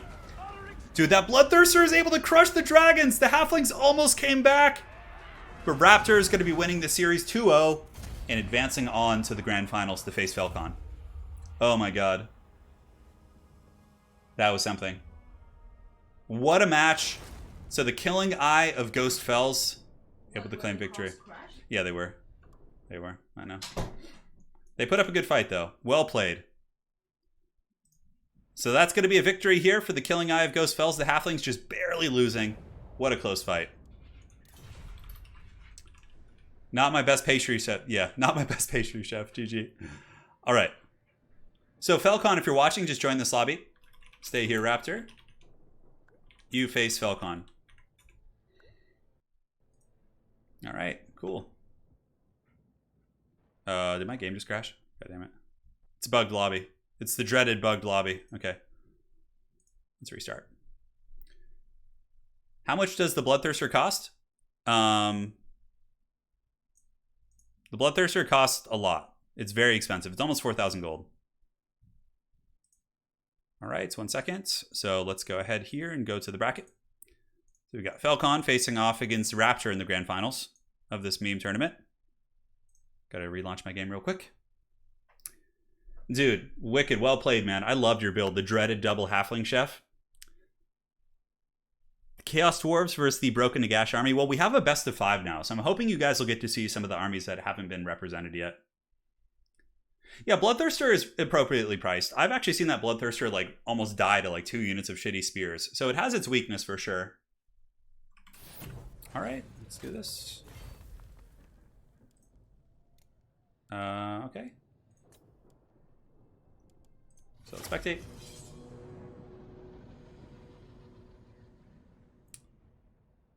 Let's go. Are we loading in? It seems that lobby is bugged. Okay, so I need to create a new one. No problem. No problem, my dudes. Turin. Finals. Cool. All right, Falcon Raptor, I hosted the game, so you guys join up here. Should be good.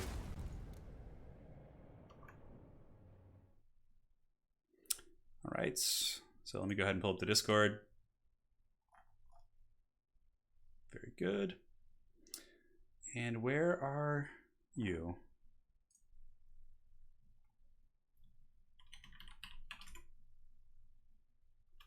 Falcon at Raptor.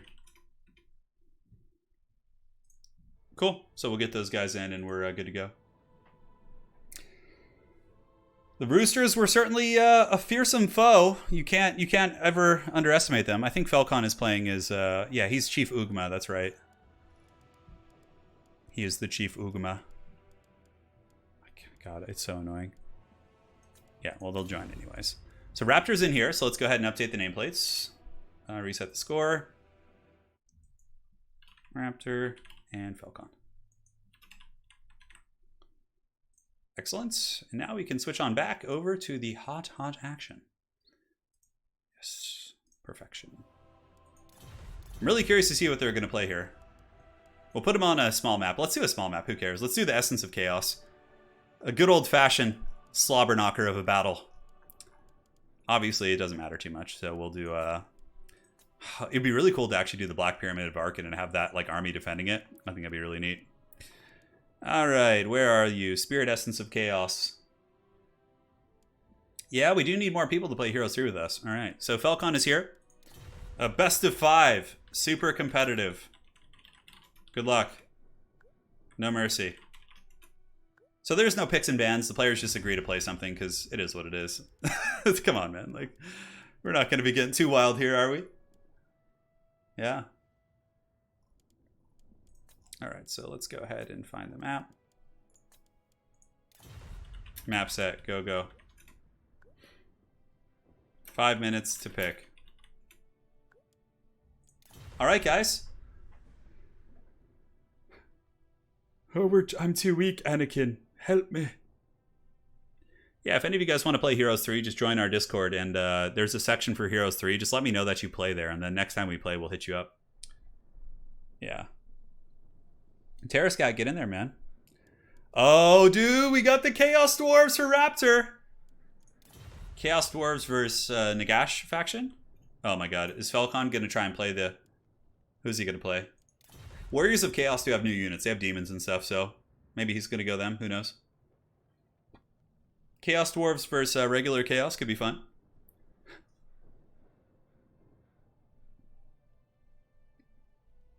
Yeah.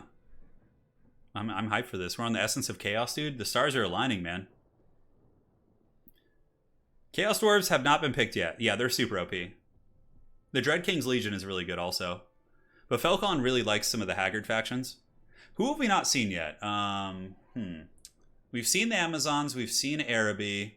We've seen the Famir. We've seen Albion.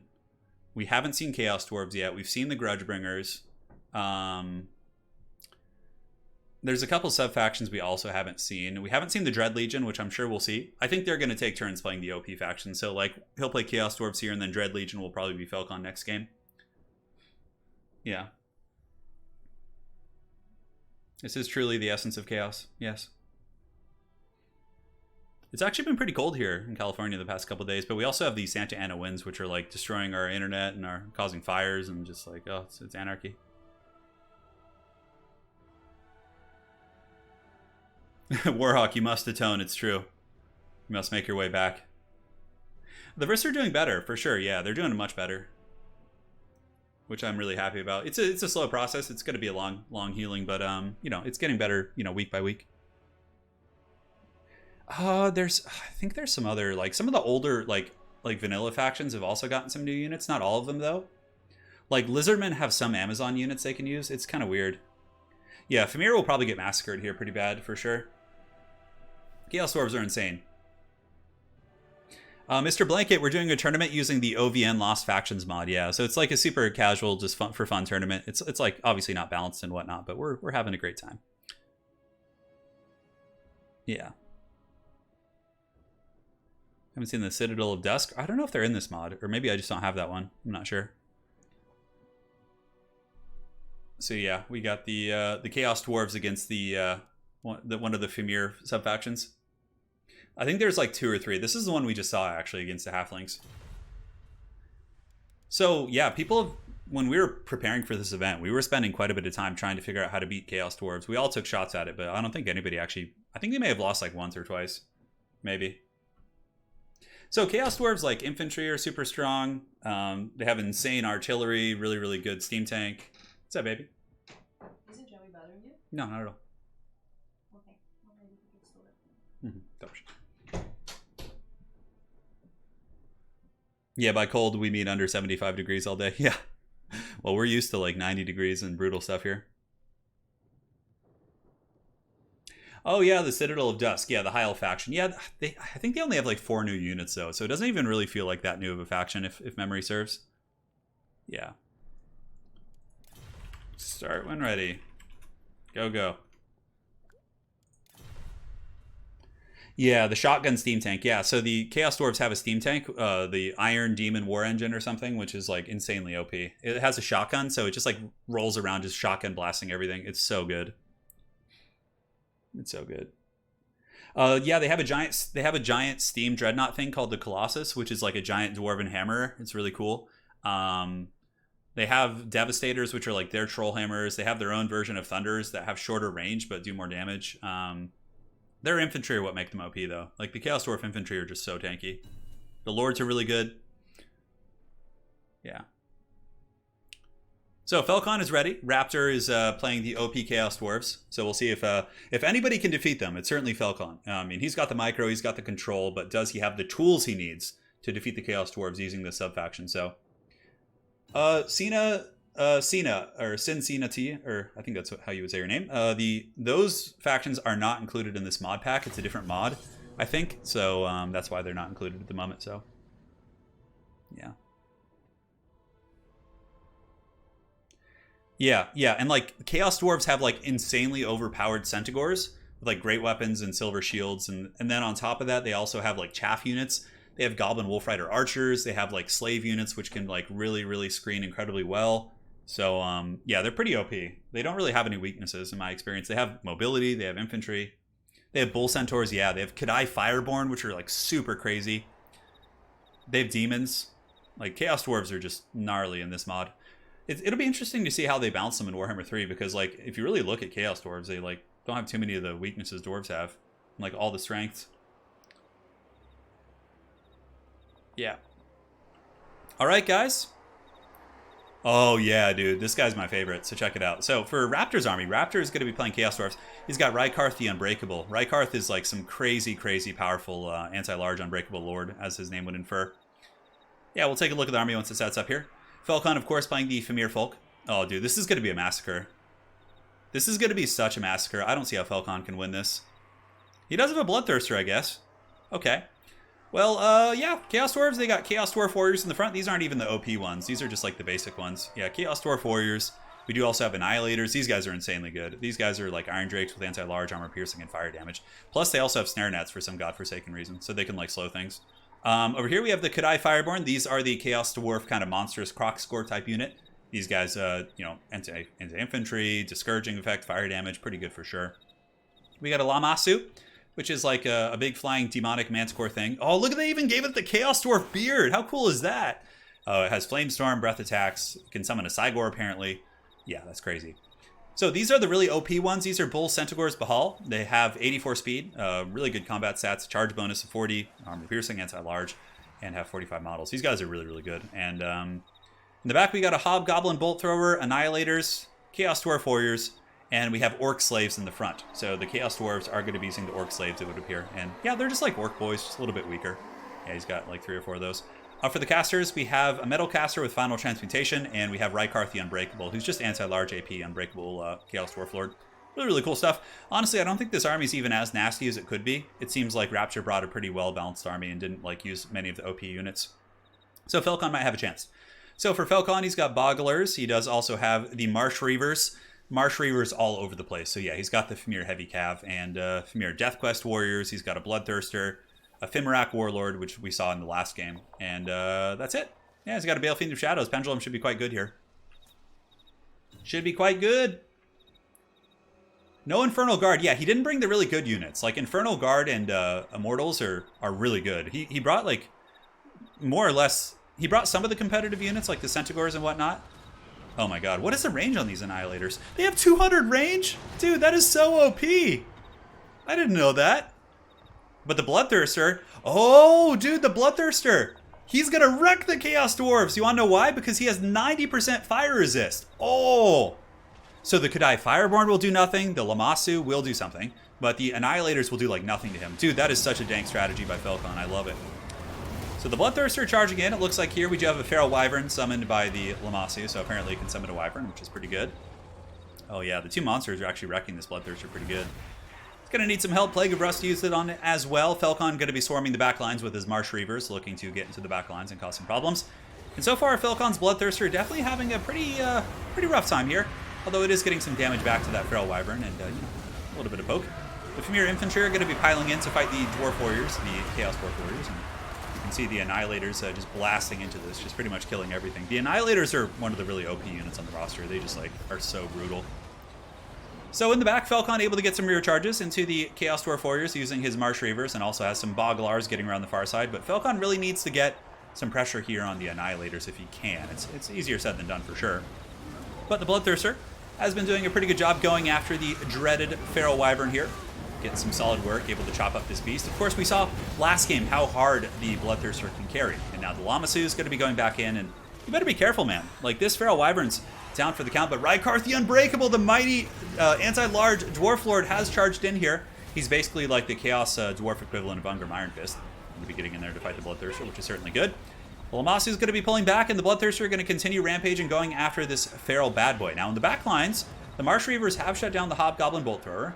However, the really powerful unit, the Annihilators, are still online, and the Kadai Fireborn are going to be rushing through the swamp here to intercept these Marsh Reavers and support the Dwarven Warriors and, you know, try and keep them off the Annihilators. But Felcon, of course, is quite a master at hunting down ranged units. Of course, I've seen that and experienced that in many games. He's able to get the Marsh Reavers around the back and cause some problems, and that Bloodthirster, man, I mean, it's a little damaged, but for the most part, if it keeps hunting down these big monsters and just gooning them out, I think the Chaos Dwarves might be in some big trouble.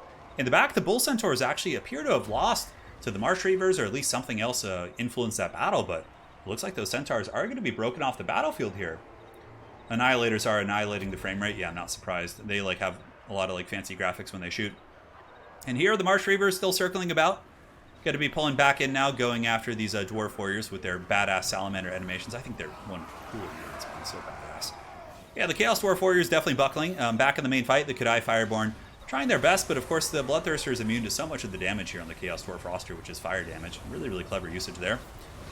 Marsh Reaver still fighting. Rykard the Unbreakable trying his best to waddle after the Bloodthirster, but the Rage of Khorne has been activated, so the entire force here of the Fimir folk. Wow, look at this! Felcon's pulling ahead on the Bounce of Power! Dude, he probably was up all night. Felcon was probably up all night trying to figure out how to beat Chaos Dwarves after, like, experiencing the games we had yesterday. And it seems like he found a pretty good answer in the Bloodthirster here. So the Fimir are pushing through the swamps. They are on their natural terrain. The Annihilators are trapped in combat, being clubbed by the Fimir troops, and certainly not happy about this engagement. And the Bloodthirster is being dragged down a little bit. Kadai Fireborn, of course, only do 10% of their basic damage here. And, yeah. That's going to be something, man. The Orc Slaves and also some of the more Orc Slaves going to be charging in. Some Annihilators do get online, but Felcon doing a very excellent job of shutting them down. And here you can see these Annihilators are completely done for as the Fimir Salamander Cav should be able to put them down no problem. And the Bloodthirster is still, you know, a happy camper, man. He's got pretty insane leadership. It's pretty much impossible to break him, so you got to kill him the old-fashioned way. Chaos Dwarves really in that grind, and Annihilators ripping some good shots, but, you know, they're shut down also, so it means Rapture has them in guard mode and they're shooting there, so. The Chaos Dwarves are losing! They are! They are indeed. It's crazy. Yeah, he didn't bring the really OP infantry, which just like dominate everything. Yeah, that's what he's definitely missing here. But I have to say the Bloodthirster tech from Falcon is masterful for sure. And the Marsh Reavers are potentially going to be terror routing off all the slave units. Yeah, you can see the Orc slaves are getting terror routed, and the Famir are just piling in. And I believe the Famir units do have aquatics. Do they? They should. If they don't, they should. Chaos Dwarves fighting the good fight. The Fimmerak Warlord a little bit low, but Balance of Power is pulling very heavily into Falcon's favor. As the Swamp people are able to defeat the Chaos Dwarves, the Bloodthirster is back, baby. And all the Chaos Dwarves really have left is Rykarth the Unbreakable, but there's so many Famir units left. So many left. Yeah, this is crazy. A final transmutation on this blob would maybe turn the game around. It's hard to say. They're wavering. Army losses should be kicking in soon. And the only thing that'll be left standing for the Chaos Dwarves is Rykarth the Unbreakable, who, there's no way you can defeat a Bloodthirster. The Bloodthirster is an interesting thing. It's really good against, like, single entities, but it's terrible against infantry. Like, when we did testing with it, it pretty much just dies to any sort of, like, spear infantry. Well, you guys have to remember who's playing against Chaos Dwarves. It's Falcon defeating the Chaos Dwarves. And, like, even if it is an unbalanced mod, his micro and control and decision-making is still just so good. And Raptor is a very skilled player also, but I'm just saying, like, if anybody can beat Chaos Dwarves, it's going to be Falcon. Kadai Fireborn are unbreakable also, as are these Fireborn. Rykarth is going, oh, the duel of duels! And the Chaos Dwarf has all his buffs popped, but yeah, the Bloodthirster is just going to karate chop him. Maybe not. I don't know. This would be 1,400 HP against 4,200. The Bloodthirster is in a pitched fight here versus the mighty Chaos Dwarf Lord, missing most of his attacks, which is no surprise. Falcon does have all his Marsh Reavers. I don't know what he's doing with this whole army over here, but he's got like 1 million units here that are still in relatively good shape. Yeah. Here it comes, guys. The fight's still going. Rykarth is not taking any shots. He's going to defeat this Bloodthirster. No way. 800 HP? Oh, dude. Oh, man. 494. Oh, is he going to get cleaved? 190 on the Unbreakable one. The Duel of Duels. He's holding firm. Looks like some spells being used. I think that was a pendulum. I think the Bloodthirster's going to get him here. Oh my god, this Dwarf Lord is tanking 178 HP. Oh, you know why? Because he has fire resist. He's got 25 fire resist also, so the Bloodthirster's taking damage losses too. Oh my god, that's so funny. That is so funny. Oh, and down he goes. The Bloodthirster gets him with the horns. Yeah, dude. Oh, the Swamp people, the Swamp Famir on the Spirit Essence of Chaos are going to claim victory. Wow, what a game. What a game. Yeah, maybe playing around the final transmutation, who knows. Alright guys, the Chaos Dwarves defeated! They said it couldn't be done! Falcon's Bloodthirster carried that game, for sure. Alright. Dude, just watching this is making me want to play. Yeah. Oh, dude. Alright, cool. Alright, so for the next match, to the Crack of Karkin, we have the Albion facing off against the... Oh, the Rotblood tribe. Yeah, dude. This is the Nurgle hybrid Chaos faction. So it has Skaven, it has Chaos, and it also has some... I think there's some Norskin stuff in there. Yeah. I'm going to go get some water. Hang on, guys.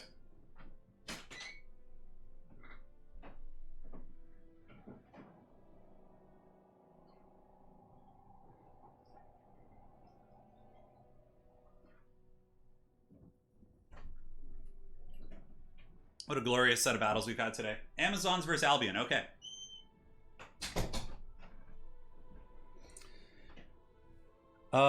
You said games yesterday. Any chance to view these as well? Just tune in.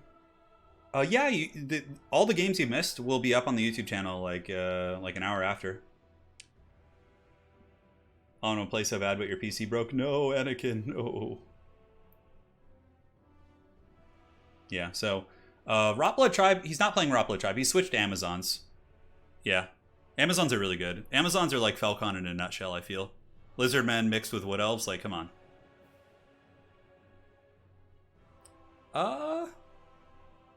Yeah, I'll play some games. Yeah, after we finish the tournament, I'll play some games with some of these guys here. We'll get some battles going. Yeah, Rotblood Tribe is in Vermintide. Those are they actually have the Nurgle caster too. They have a Nurgle caster, which is modeled after a bloated corpse that can summon Skaven. It's really good. Really cool. It's the OVN Lost Factions, yeah. Yeah. This is the finals, yeah. So it's Falcon versus Raptor here. Falcon's up a game. It was a really close match, actually. Chaos Dwarves lost, which is crazy. We have yet to see the Dread Legion of Nagash also. I'll mention that to them. But we got Albion facing off against Amazons here in this grand finals match. Yeah, I'm hyped, guys. Hope you're all doing well, by the way. How's life been treating you all? Oh, yeah, let me get a Discord, yeah. All right, hold on. Okay, invite people. Here's a link to the Discord, guys. Very good, very good.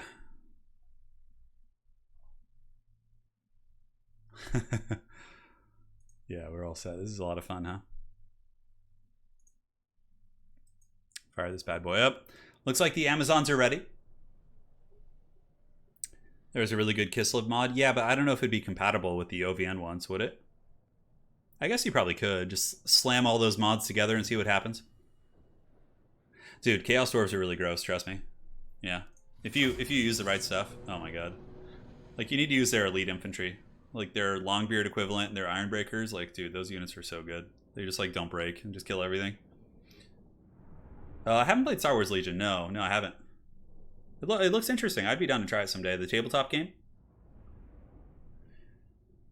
Oh. Hey, sorry to hear you lost your job, brother, Michael. Hope all's well, man. Hope you can rebound from that, brother. Yeah, Southern Realms is pretty cool. I mean, I'm not going to do these streams terribly often, but I might do, like, videos here and there. It's kind of just like a once-a-month, like, special thing, I think. My favorite faction to play? I really like using Araby. They're really fun. Kislev works with OVN. Okay, so maybe next time we'll get Kislev in there and a couple of the other ones as well. Yeah, that'll be good. There's a mod to make them work together. Great, thank you. Yeah, good information, guys. All right, guys, so if we take a look here. Oh my god, look at these. Look at these Jaguar Riders. Oh, that's so awesome. They're like these like hound units. Okay, they have poison javelins, and they also have anti-infantry and AP. Dude, how cool are these Jaguar Riders? Oh, yes. So yeah, we got Jaguar Riders into the sunset here from Falcon. His front line is going to be warriors with spears. So these are just like the baseline Amazonian warriors, it looks like. He's got the moon warriors. These are, what do they have? Amulet of the Moon, ward save and physical resist. Ooh, that's pretty cool. So for his caster, he's got a Priestess of Life. He does also have a Priestess of Serpents. Oh, that's the unique lore. So Falcon can actually summon Feral Cold Ones. And it looks like he's got a Stegodon Solar Engine. Oh my god, a Stegodon Solar Engine with some Amazons riding on it. For his lord, he's got the Matriarch. No surprises there. Yeah, these ladies must be very cold in the snow right now. But the Matriarch is just super powerful. The Matriarch does, of course, have the ability to heal itself. It can get missile resist and ward save. Yeah, even more from Enchanted Skin. Dude, that is so powerful. Oh my god, that thing is just a raid boss to kill. So, for the forces of Albion, we got Albion warbands in the front, and we do also have the half giants here. So these are the kind of a Kroxigor, Cryptor type unit for this faction. We got the Hearthguard. We saw how good these guys are earlier. Anti-large, armor piercing, really good melee defense, and yeah, they do some work, man. We got some Druid Neophytes. Always worth it to bring one of these in your Albion-based army. They have 2 free spells and are not bad in combat. And we got more Hearthguard in the back. Up in the sky, we have Morrigan, the Phantom Queen, backed up here by another Griffin. Very cool, man. Very cool. And now we have the Jaguar Riders. And like I said, the Jaguar Riders do throw javelins, so they're able to throw their javelins up in the sky at the flying units. Looks like they poked Morrigan a little bit. Now the Jaguar Riders are going to be falling back. Dude, this faction is just like Falcon in a nutshell, man. Dude, the Stegodon Solar Engine, that's so cool. Blasting the half giants. So you can see the half giants immediately take a casualty, I think. Yeah, it looks like one of the half giants got roasted. Now they're going to be pulling back as the rest of the army does advance here. And yeah, I noticed the frame rate is dropping a little bit. It probably has something to do with the mod, so sorry about that, guys. I'll see if I can fix it after this or take a look at what's going on. Yeah. Yeah, it is what it is. I'm seeing the stream looking a little bit choppy there, so hopefully it's tolerable for you guys. Anyways, here we do have the half giants trying to chase the Jaguar Riders. Look at them just running. That's so funny. The Jaguar Riders just running back, and Ooh, another Solar Engine shot right there on the Half Giants. Now the Super OP Matriarch's going to be jumping in to go after the Giants as well. So they need to turn and start fighting for sure. I don't think he brought any Javelins, but here we do have the Feral Griffin charging in with its anti-large and AP, and also we have Morrigan, the Phantom Queen, who I believe has some summons and some really good abilities, but this is exactly what Falcon wants. Falcon wants to surround this Matriarch here. Yeah. The Jaguar ladies are super funny. Oh yeah, 100%.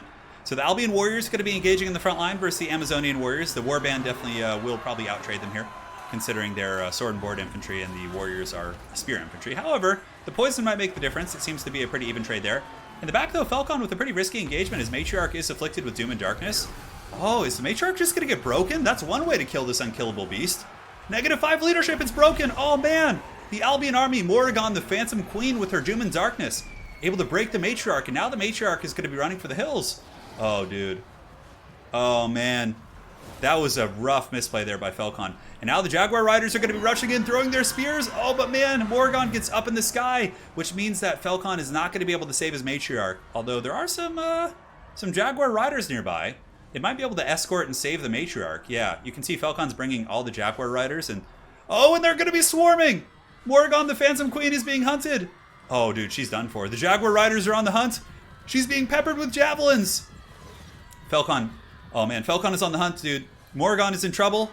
The other Jaguar Riders are hopping over here. Looks like they're going to peel the Feral Griffin. Oh, no, and the Matriarch is back. That is so bad for Albion. So bad, dude. Oh, that was a really nice catch. So back in the main fighting, of course, we have the Half Giants and the Albion Warriors and the Hearthguard and these very elite troops kind of fighting to the bitter end there. But that is, yeah, that is a rough one, dude.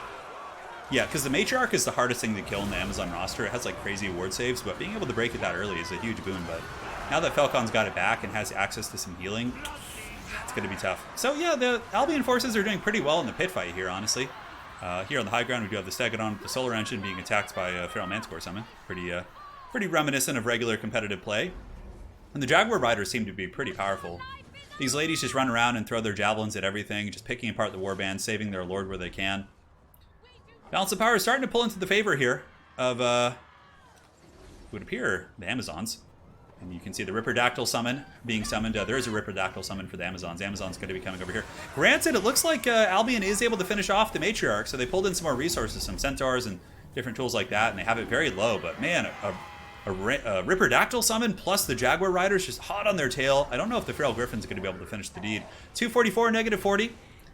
Yeah, but even on the high ground, if we look at the Albion army, the Half Giants are routed off, and the Hearthguard are all being terror-routed and just run over. Or not terror-routed, but yeah. They're immune to Psych, which is cool, but just a sheer weight of dice here, man. You have all these Poison Warriors and different things like that. I don't think the Hearthguard are going to be able to hold. Dude, the Jaguar Riders are so funny. And there you have it, the Amazons claim victory. It is over. I think partially why it ended so quick there at the end is because the Albion Lord fell. I think the Dark Queen got killed by the Jaguar Riders. All right. So, Falcon showing that he adapts quickly to these new factions is up 2-0. If he wins one more game, that is going to be the grand finals concluded.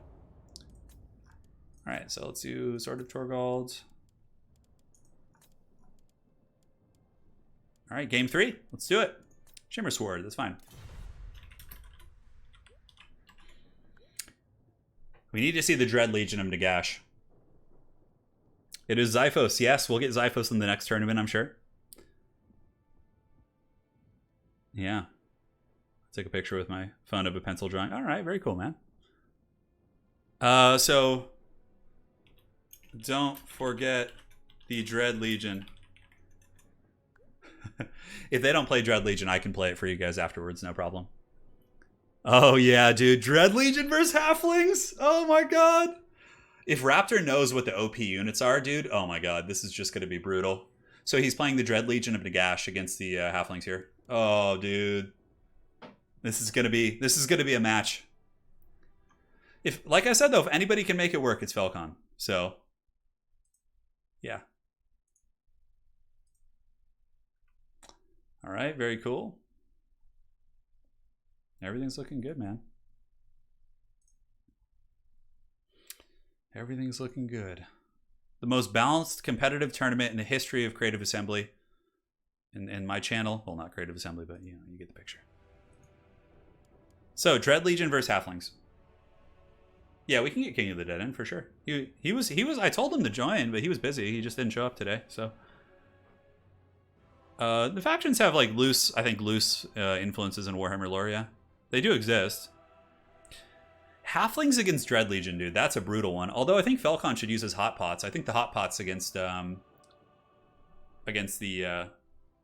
infantry could be pretty good. It's going to be hard to kill the Black Grail Knights. The special Grail Knights for the Dread Legion are just insane. So guys, it's Tomb Kings with like lore of vampires. It's so OP. So like you can invocation them to hack all your big monsters, and like the Lord has some like really broken abilities as well. Yeah. It's pretty powerful. Yeah, the Dread King. Dude, bring Dread King, bro. I have to remind him to bring the Dread King. Yeah, to treat you guys to that. Look, nobody thought Chaos Dwarfs could be defeated. Falcon does it. And now he's going to take his glorious Halflings of the Moot to fight the Dread Legion. For Frodo. I know. It's time to serve second breakfast to these undead. Yeah. It's going to be before the Shire. How much have you missed? Quite a bit. We're in the grand finals of today's tournament, so yeah. I'm super hyped, man. Let's do it. Totally not OP says, yeah, the Dread King is so broken. Oh my god. When you guys see the abilities the Dread King has, you're just going to be like, how do you beat that? I have no idea how Falcon's going to try and win this. Like, oh man, I have no idea. Maybe the Hot Pot Steam Tank could be used, but eh. There's a new Elvish sub-faction. I mean, you get the, there is an Elf faction, yeah.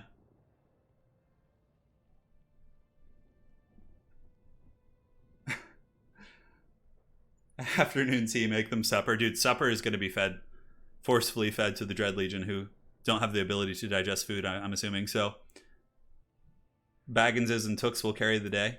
I don't know about that. I don't know about that. God, I would love for there to be like a Halfling DLC. Like, just purposely make them terrible, you know? Or really challenging. I'd be so down for that. Or just make everything like dirt cheap, you know? I feel like to make a viable Halfling faction, though, in actual Total War Warhammer, like unmodded, you'd have to like expand the army size. Because like, they'd have so many crappy like 100, 200 gold infantry. I feel like you would need like 40 units. Yeah. Yeah, there's a chowder throwing. Yeah, there's a steam tank that has like it shoots hot soup out of a cannon. Then they have like regular artillery that does the same thing. The ultimate counter to Halflings, enemies who don't need to eat. Ah, yeah, maybe so, man. I'm really excited to see what Falcon brings, though. I'm hyped, man. Super hyped. I'll play a couple battles after this series is over.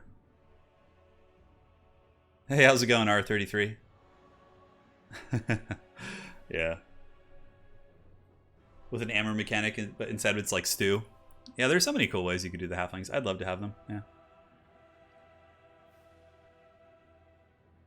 There actually is a precedent in one of the books. So there's a book where it's a dwarf book. I think it's called Grudgebearer.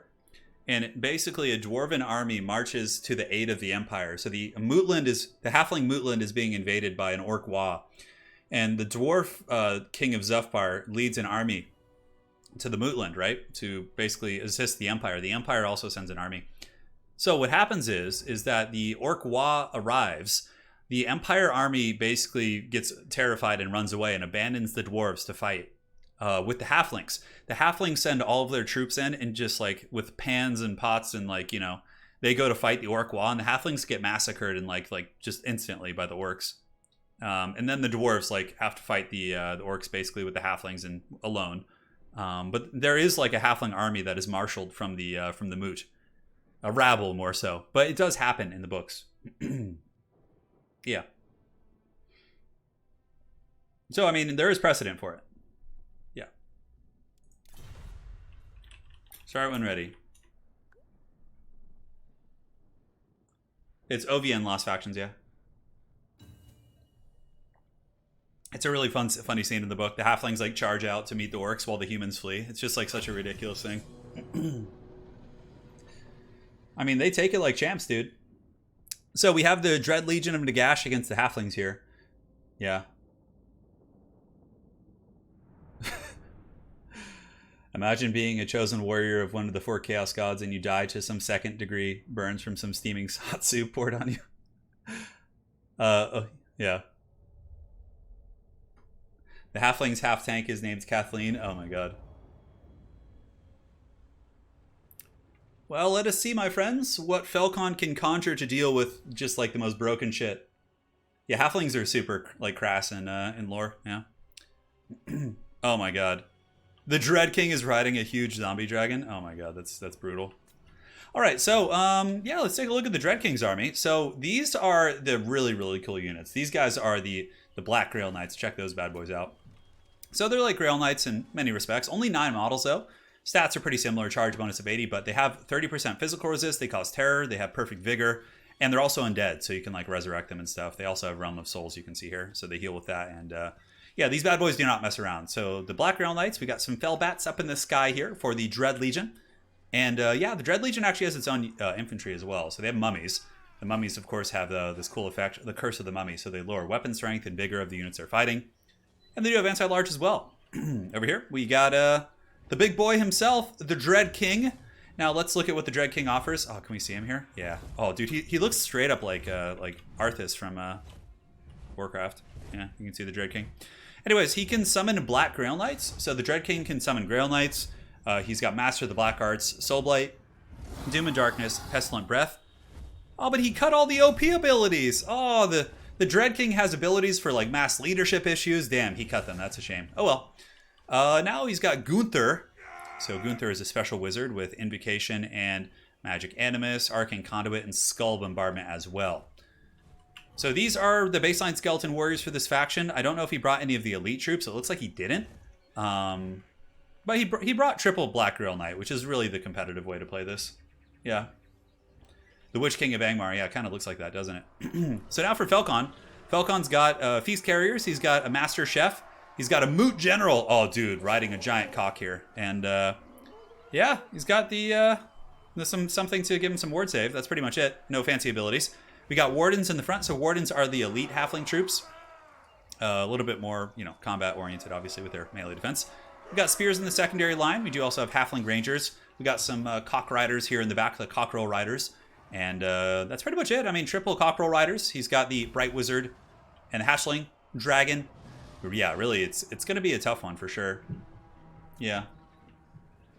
It should be fun, guys. The Dread Legion. This is it. Oh my god. Guys, I can't resist, dude. It's too hard. Like, before the stream, I was like telling myself, I'm like, all right, when the Halflings are here, I'm not going to make constant jokes. My stream will get demonetized. It might get me in trouble, but I just couldn't. I couldn't fight it, I just couldn't. I'm sorry. I give up, man. I give up. I can't wait to just see like 0 ads on this stream afterwards. Who cares, man? It's worth every second. Luca's comment is so funny. I was off stream and I heard that and then I just couldn't believe it. Anyways, all right. So the Hatchling Dragons appear to be going after the Dread King. I mean, maybe 2 Hatchling Dragons plus the Bright Wizard. Oh, look at this. Felcon has the Flying Goon Squad, all of whom do fire damage. I don't know if the Dread King's weak to fire damage, but it seems like the Dread Legion has made a huge mistake here. The Dragon Hatchlings might be able to win this fight. Granted, there are a bunch of Fellbats coming in, so the Fellbats could be causing some problems. So, but yeah, the Dread King's getting wrecked pretty bad. He does use Soul Blight on these guys, not going to make a huge difference. But yeah, that could actually cost the game. The Dreaded Halflings might just straight up win this by destroying the Dread King. Oh man, what a mistake here, putting him up on the flying. Who would have thought the Halflings would have aerial superiority? Yeah. Hey, we don't go in half-cocked, that's for sure. So now the Skeleton Warriors are going to be engaging against the Halfling Wardens in the front line. The Wardens should carry themselves quite well as the Dread King continues to try and fight up in the sky. It looks like he was able to defeat one of the Hatchling Dragons. He's obviously extremely powerful. Might be able to defeat the other one, but that was a pretty good engagement for the Halflings. Oh my god, the Skull Bombardment! That is so dirty! Look at that bombardment! So that is from Gunther Larenschild, the wizard. It's his special Skull Bombardment ability. Nasty stuff, dude. Just wrecking that Halfling backline. Now we have the Cock Riders fighting the Black Grail Knights. The Grail Knights obviously should win this. I don't think they should even pull back. But he's retreating, I guess, because he's afraid of the spears and whatnot. But The Rooster Cav are chasing them down, man. They're going for it. Those Black Grail Knights are very trapped here. But honestly, just let the Grail Knights fight, dude. They'll win that fight, no problem. Like, even against all these guys. They're so tough to kill. So big breath attack coming down from the dragon right there. And you can see that Gunther is getting a little bit beat up. It looks like the general of the Moot, or the Moot general, was able to beat down that caster quite a bit. Oh, dude, and the Master Chef is going fisticuffs. He's got his shank of ham. He's battling this foul Necromancer with the overhand chop there. He hits him with that giant shank of I don't even know what kind of meat that is, but who knows. But yeah, the Necromancer appears to be falling to the Halfling Master Chef here. And now we have the Halfling Dragon coming in. Where is the Dread King? So the Dread King is on the other side of the battlefield helping fight the Cockerel Riders here. And the Black Grail Knights a little bit trapped up by the Halfling Militia. You know, there's a fair amount of cheap spears here, none of which have good AP against their 90 armor. Physical resist. And yeah, so they have like 5,000-6,000 HP, so you literally have to like take out a substantial amount of HP just to kill one model on those guys. And yeah, we'll see. The Dread King comes off, and you can see all the roosters have been routed. Nice fireball in the back. I think Falcon really needs to bank on sniping the Lord. And it looks like Gunther was able to heal up. Whoa, how did that happen? How did Gunther heal up so much? What the hell? Maybe he had another Lord or something, or another caster that had just completely missed. Nonetheless, though, Falcon seems to be in pretty good shape. He's still got his dragons, he's got his Bright Wizard, and you can see the feast carriers are coming back to bring some food to their very beleaguered warriors to inspire them to battle. We'll certainly see how this goes. And yeah, the Halfling Dragon's still going after your boy here, as is the Master Chef. It looks like this time they might actually finish him off. Negative 18, he only has... Oh! I think, okay, check this out. So when this guy dies, he comes back as a white, it looks like? That's so cool. So when this Necromancer dies, he comes back as like a ghost and can fight a little bit longer. That is a really, really cool mechanic. Yeah, but the Halfling Master Chef should be able to finish him off. Yeah, he's a ghost. I did not notice that. That's really cool. Oh, and the Dread King is being swarmed by a bunch of Halfling Wardens, and the Dread King falls before the might of the Moot General atop his mighty cock. Oh, dude. What a battle. What a battle. The Moot General claiming victory over the Dread Legion. Oh my god. And the Halflings are going to defeat the Dread Legion. I don't know how this is possible. I mean, okay, it's possible because Falcon is an insanely good player. But the Dread King has fallen, and the Black Grail Knights are here. They're just out of control. But now they're just going to be dragged down. I mean, yeah, it'll take a while. There's no healing for them, so they're probably just going to hit army losses. Yeah, just kill them with army losses. Yeah. Trust me, the Dread Legion is a stronger faction than the Halflings, but, you know, it's still obviously doable if you have the dreaded Master Chefs in there. Oh, dude. That was glorious. Falcon leading the Mootland to victory. Look at the kills on the Rooster, 0, 1, 2. Oh, man. Yeah, having the Dread King on a giant flying mount was a big mistake. Also, we needed to see more elite infantry. Yeah. Dude. That was so awesome. Well played. Falcon wins. So Falcon will win the series. There you guys have it. All right. Falcon want to play a couple games? If so, I'll host lobby. So now I can show you guys all the factions. So we'll see what we can do here. Hold on. T and Falcon. Cool. So now that I have this, I can show you guys all the different factions. So as far as new stuff goes, you have the Dread King's Legion, which of course is very, very strong. And you can see the Dread King and the Lich General. They have some really cool stuff. They have their own infantry too, the Dread Legion Spears. That's what I was expecting to see. They're actually really, really strong. They have the Black Grail Knights. You have Dread Legion Archers. You also can see you can mix like Tomb King stuff. It's quite neat for sure. Yeah. And then aside from that, you have the High Elves have something new. I think they have like someone here. I can't quite remember where it is. Yeah, you have Mootland. You guys have seen this. This is the Halflings. They have a pretty big roster. They have like basic like pig herds and all sorts of cool stuff. But you guys saw Halflings a lot today. You have the Grudgebringers, which of course is the mercenary subfaction. Am showing them factions, so you pick what you want. Yeah, okay. So aside from that, we have Warriors of Chaos, which do have access to. You can see we have Khorne Bloodletters and Plague Bearers, and we also have a Bloodthirster added in this mod as well. We have Araby. So Araby has 3 factions here. You can see we have Sultan Jafar, and yeah, it's really cool. Araby has a lot of cool units. You have like Pit Fighters, Jaguar Champions, Dervishes. Yeah, they're a really neat faction. I really like them quite a bit. Truthsayers of Albion is the one you saw. That's the Albion sub-faction. We saw them several times. We have the Servants. This is one of the Famir sub-factions. You can see we saw them as well. The Killing Eye of Ghost Fells is that faction, but it also has access to demons. So it's a little bit different. We have the Rotblood tribe, which is like just a mixed... They don't have new units, really. They do have one, which is the... where's that guy? So we have the Plague Bearers in this tribe. Let's see. Yeah, Plague Bearers. I could have sworn... Yeah, here it is. The Blightstormers. So Blightstormers are really expensive, but they have Skaven casters. So, yeah. There's also Skaven versus Chaos Hybrid. I don't like them, but we didn't even play them yet. So I will play Rotblood. You play Albion, maybe? Then we do Zons versus Araby. Yeah, so this is one of the sub-factions as well. And then the last one is the Ugma tribe. That's like a whole troll army here. So you can see they have like tons of different types of trolls. Those are all the factions that we were playing with today. I'll show you the Rotblood tribe, though. They're pretty cool. Or Zons, if you want.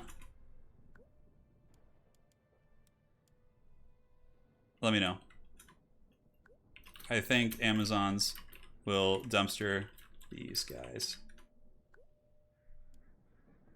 After I lose the Falcon a couple games too, I'll show you guys the campaign stuff. I'll just show you what it looks like. Okay, so we have basic casters, but what's really cool is we have Marauder Chieftain on a Mammoth, so we can actually get a Mammoth with this faction. And yeah, we have like Skaven Slaves. I'll bring some Plague Bears too, show you what they look like. They're really neat, actually. They have physical resist, and then they're really slow though, only 23 speed. So I don't know what Falcon's playing yet. We'll find out. All you need to defeat Rotbloods is a Witch Hunter, a Bright Wizard, Waystalker, Ranger, and Empire Captain. Yeah, for sure. So I don't know if he's playing Amazons. You playing Zons? Falcon, notice me. The mod is called OVN Lost Factions, so you can just go down that rabbit hole of getting those. Yeah, I'll play some Chaos Dwarfs. I am Rotblood. Who are you?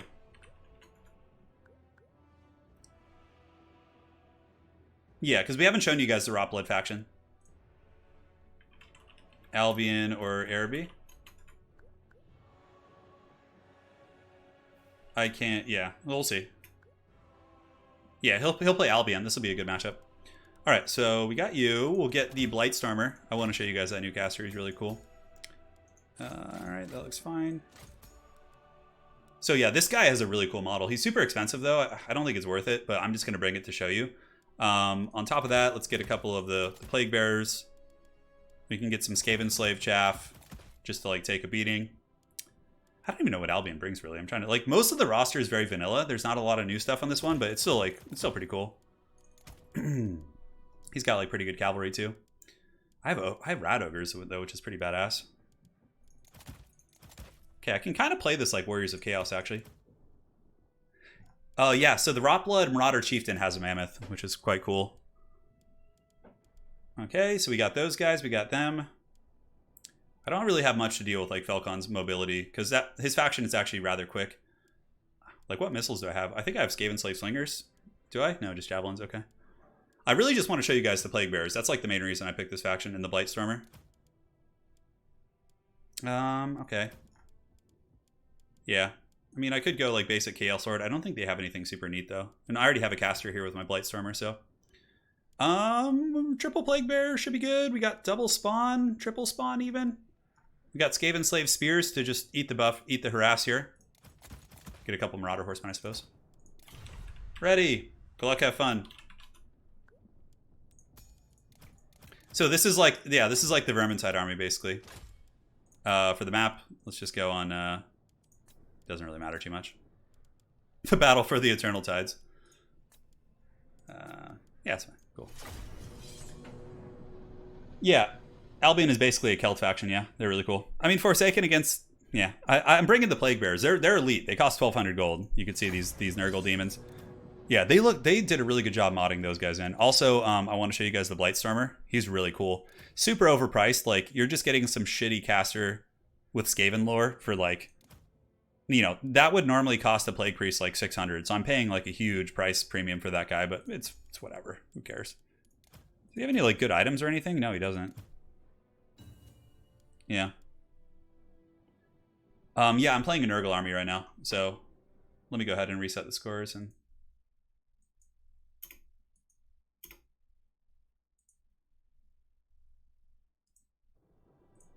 all right, the Rot Blood tribe is here. It's like a Nurgle, yeah, it's like a Nurgle influenced Chaos tribe. It's pretty badass. Yeah, these mods were designed for campaign. Like, I'm just showing them in multiplayer because that's how I roll in my channel, but they're designed for campaign. Yeah. I'll show you guys. We'll like play around with like the first couple turns of a campaign after this. Yeah, this is my full-time job. Yeah, YouTube. I love it, man. So I don't know how strong the Rot Blood tribe is. I don't know if any of us have really tried them yet. I think we like looked at their models, but yeah, the Plague Bears might be able to carry. They're pretty freaking good because, but they're super slow. They have 23 speed, and they have a low model count too. You can see they only have 30 models. So check these guys out. These are the Plague Bears. How good do these look? I mean, they use zombie portraits, but so they have regeneration, which is really good, and they also do have physical resist. Yeah, look at those Plague Bears, man. That's so cool. All right, anyways, we have a couple javelins. Javelins to fight Falcon's dudes. Chaos Spawn to help in the front line. Just a very straightforward army here. The balance isn't that... I mean, it's not balanced in multiplayer by any stretch, but it's still a super fun time. Like, we've been having a blast. Look at the balance of power right now. Look at that shit. All right, so here's the... this is what I wanted to show you guys. Is the Blightstormer. He's like a Nurgle caster that can summon Skaven characters. How cool is that? I thought that was really neat. And we got some horsemen as well. So I'm just going to get dunked here. Like, I think his units are actually just stronger than mine, so that's why it's like that. OP balance, bro. Good luck, have fun. Alright, so let's do this. You guys like the balance of power? See, that's the thing. So how do I separate work from play? For me, it doesn't feel like work. I mean, sometimes it does, but like not anywhere to the degree of my old full-time job. Leader of savages. All right. I'm curious to see how well the Plague Bears do. That's the thing. What are the range on them? Okay, 90 range. Okay, so they're just like better versions of what I have. Got it. So we'll get my horseman and just skirmish up. He's got the Albion Giant too that has like crazy physical resist. Oh my god. That's the big chungus. Yeah, it is. So let's go ahead and just drop some. Yep, going right into my spawn here. Gonna have to pull those guys back. Oh man, if I could have oh my god, the Plague Bears are so slow! Dude, look at the Plague Bears, how slow they are. Oh my god. Look at them waddling, 23 speed, they're like corpse carts. Those Plague Bears are gonna have to just carry my front line. I love that I get Skaven slaves with this faction though. Yeah. Yeah, as if Falcon needs a handicap against me. I mean, we have some good fights from time to time, but he's definitely a better player than I am. Come on now. Alright, so let's go ahead here. Like, we need to tighten up our army. There's some sort of like poison effect that's like hitting them. I don't know what that is.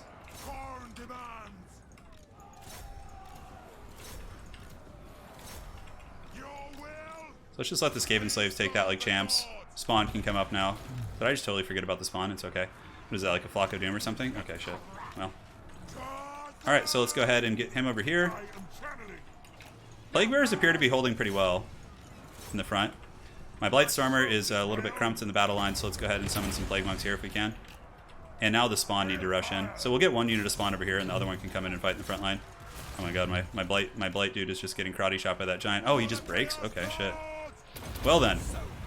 Yeah, and we're fighting the Eagle. Looks like he's got a lot of pressure coming in the back line. I don't think there's any way I can win this.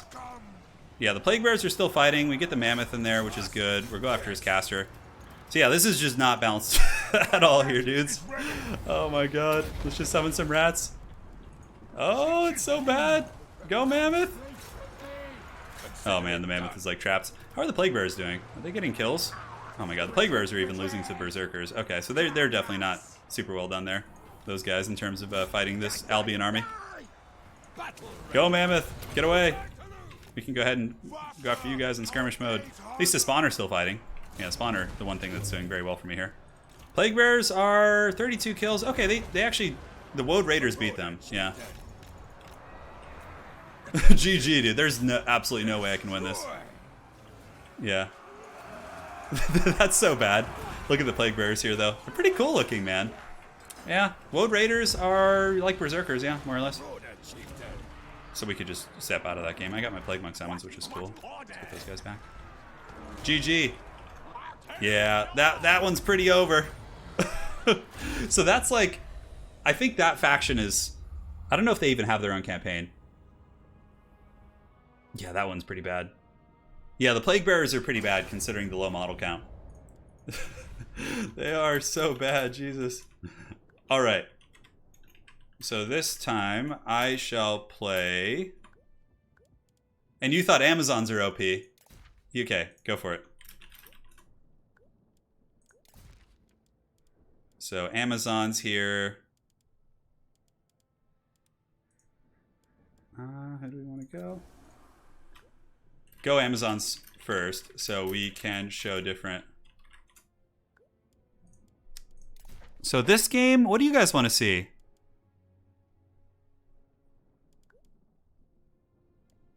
Chaos Dwarfs? Yeah, he doesn't want Chaos. We'll go Amazons this game. We'll do Amazons versus Araby. That'll be cool. It is time. All right, guys.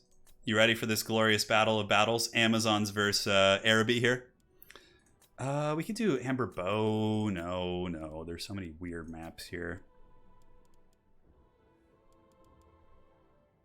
We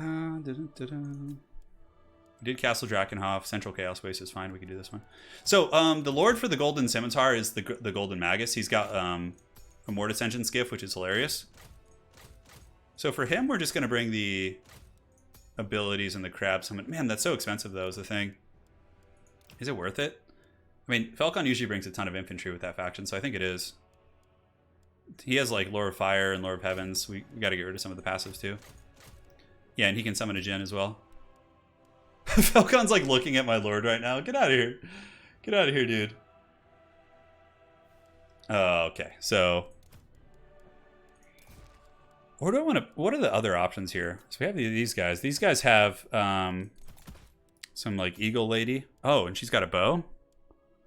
Okay, she can go stalk unspottable. We have base missile damage. And then this is Sultan Jafar. Jafar does have the illusions, which are really good. He's got the snake staff and then some OP book thing.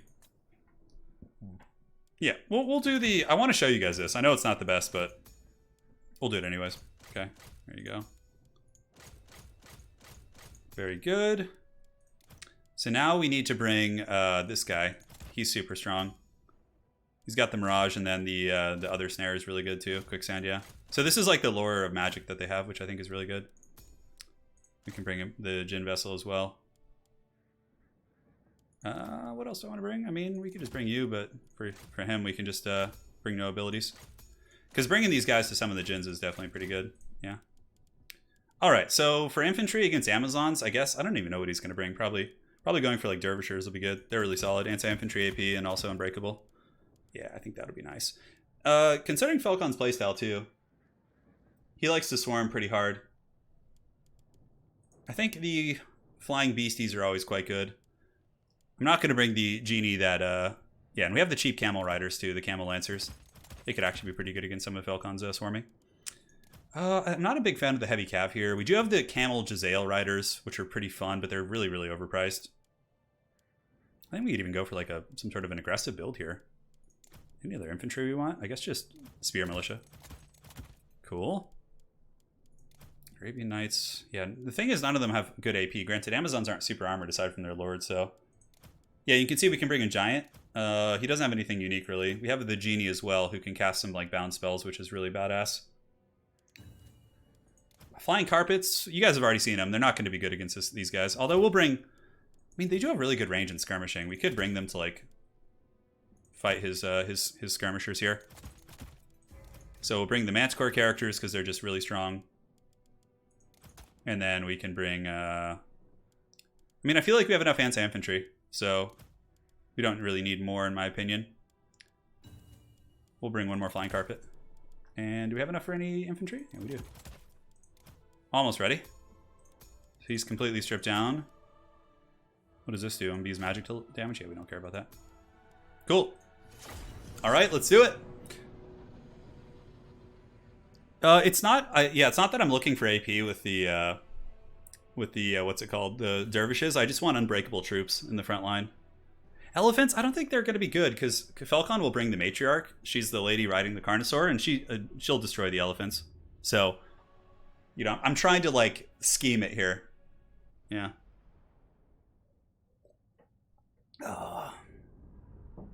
Yeah, we already can summon several genies, so I don't need to bring any genies. We can summon them. Yeah. Oh, the golden thing at the bottom. We actually used that in the tournament earlier. That is the Great Flame of the Sultan or something like. But the problem is it disappears like pretty quick. So we got the dervishes here, which are awesome.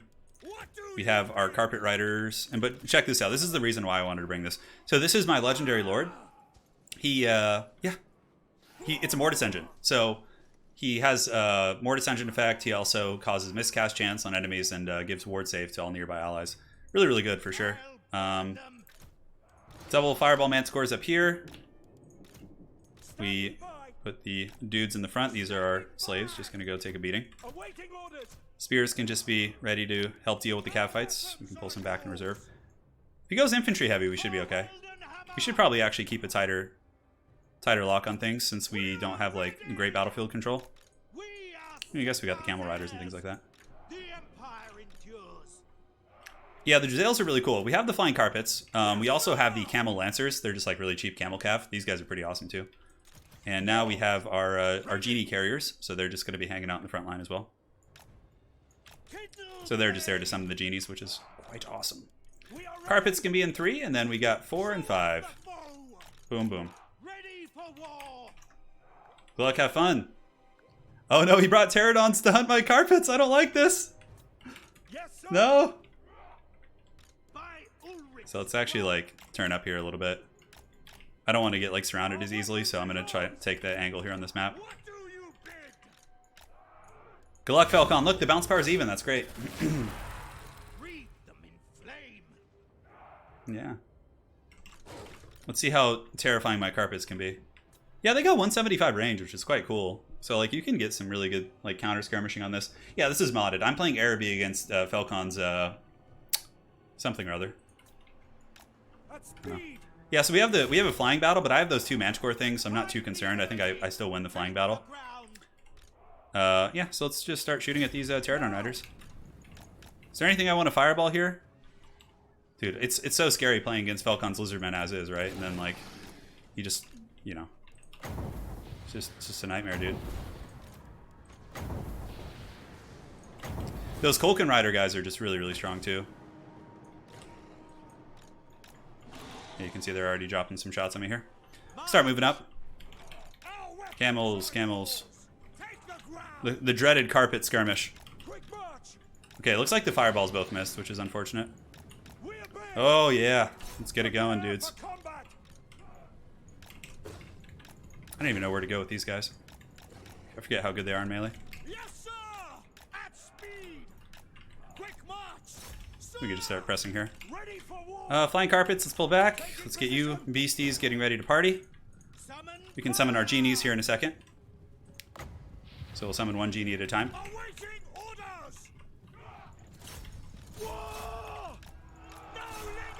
Let's fly the Manticores over as well. And the Grand Nagus as well can move over. Looks good to me. Cool. So we get some decent damage right there in the back of those units. And now let's pull the Grand Nagus over to get the ward save, and he can summon his genie. And we'll also summon some crabbies behind them. It's good to me. Cool. So infantry, go ahead and pile in and fight. Our genie is here. So we drop a sandstorm or some sort of a fireball on you guys. And the carpets can keep shooting those flying units, no problem. Camel Rider's back. Pull you guys in. Getting some good damage on the Serpent Priestess. I don't know how good. Well, anyways, let's keep moving up our stuff. The Camel Riders seem to be in an okay fight. I mean, we got the... need to pull them in. Let's see if we can dodge that. I don't think we can. So let's get the Manticores and like all these dudes just going here. We can even pull in our Lord and try and goon him here. Okay, we did dodge that, which is good. It's going to hit some of our Camel Riders, though, I think. Yeah, I don't know if we can even get away in time. Alright, so... Genie has some more effects. We could Fireball. Looks like our monsters are doing a good job. Homeboy needs to pull back. Drop another Crab Summon here. Pull them in. Yeah, the one thing that's going really well for us is the infantry fight, actually. Yeah, I don't know how that fight's going to go for him. We'll find out. Camel Riders can go there. You guys can go here. And we still have more Genies to summon, too. So as this fight grinds on. And we do have the Mortis Engine. We need to get it engaged over here, like away from all the mess. And our other caster, he has the snare. So we can go ahead and do the quicksand on this guy. And lock him in place. Looks good. Looks good to me. Alright, so he's got some cav coming around the flank. I'm not too concerned about it. Let's go ahead and see if we can just get the carpets to go fight. You guys can go screen there. You guys here. And once our one Genie disappears, we'll summon another one. Yeah, we got his Lord very, very low. Mortis Engine effect is good. Let's go see if we can run over his Priestess here. Pulling these guys and these guys as well. Good. So yeah, so all the infantry are winning their respective fights. The dervishes appear to be very, very strong. I think the carpets are winning too. Let's go chase those Pterodon Riders down. Alright, so let's go ahead and keep force pathing on this guy to make sure we're hitting the appropriate target. Mortis Engine effect should be able to do the trick. Yeah, one of our Manticores is getting gooned pretty good. Let's see if we can get it out of here.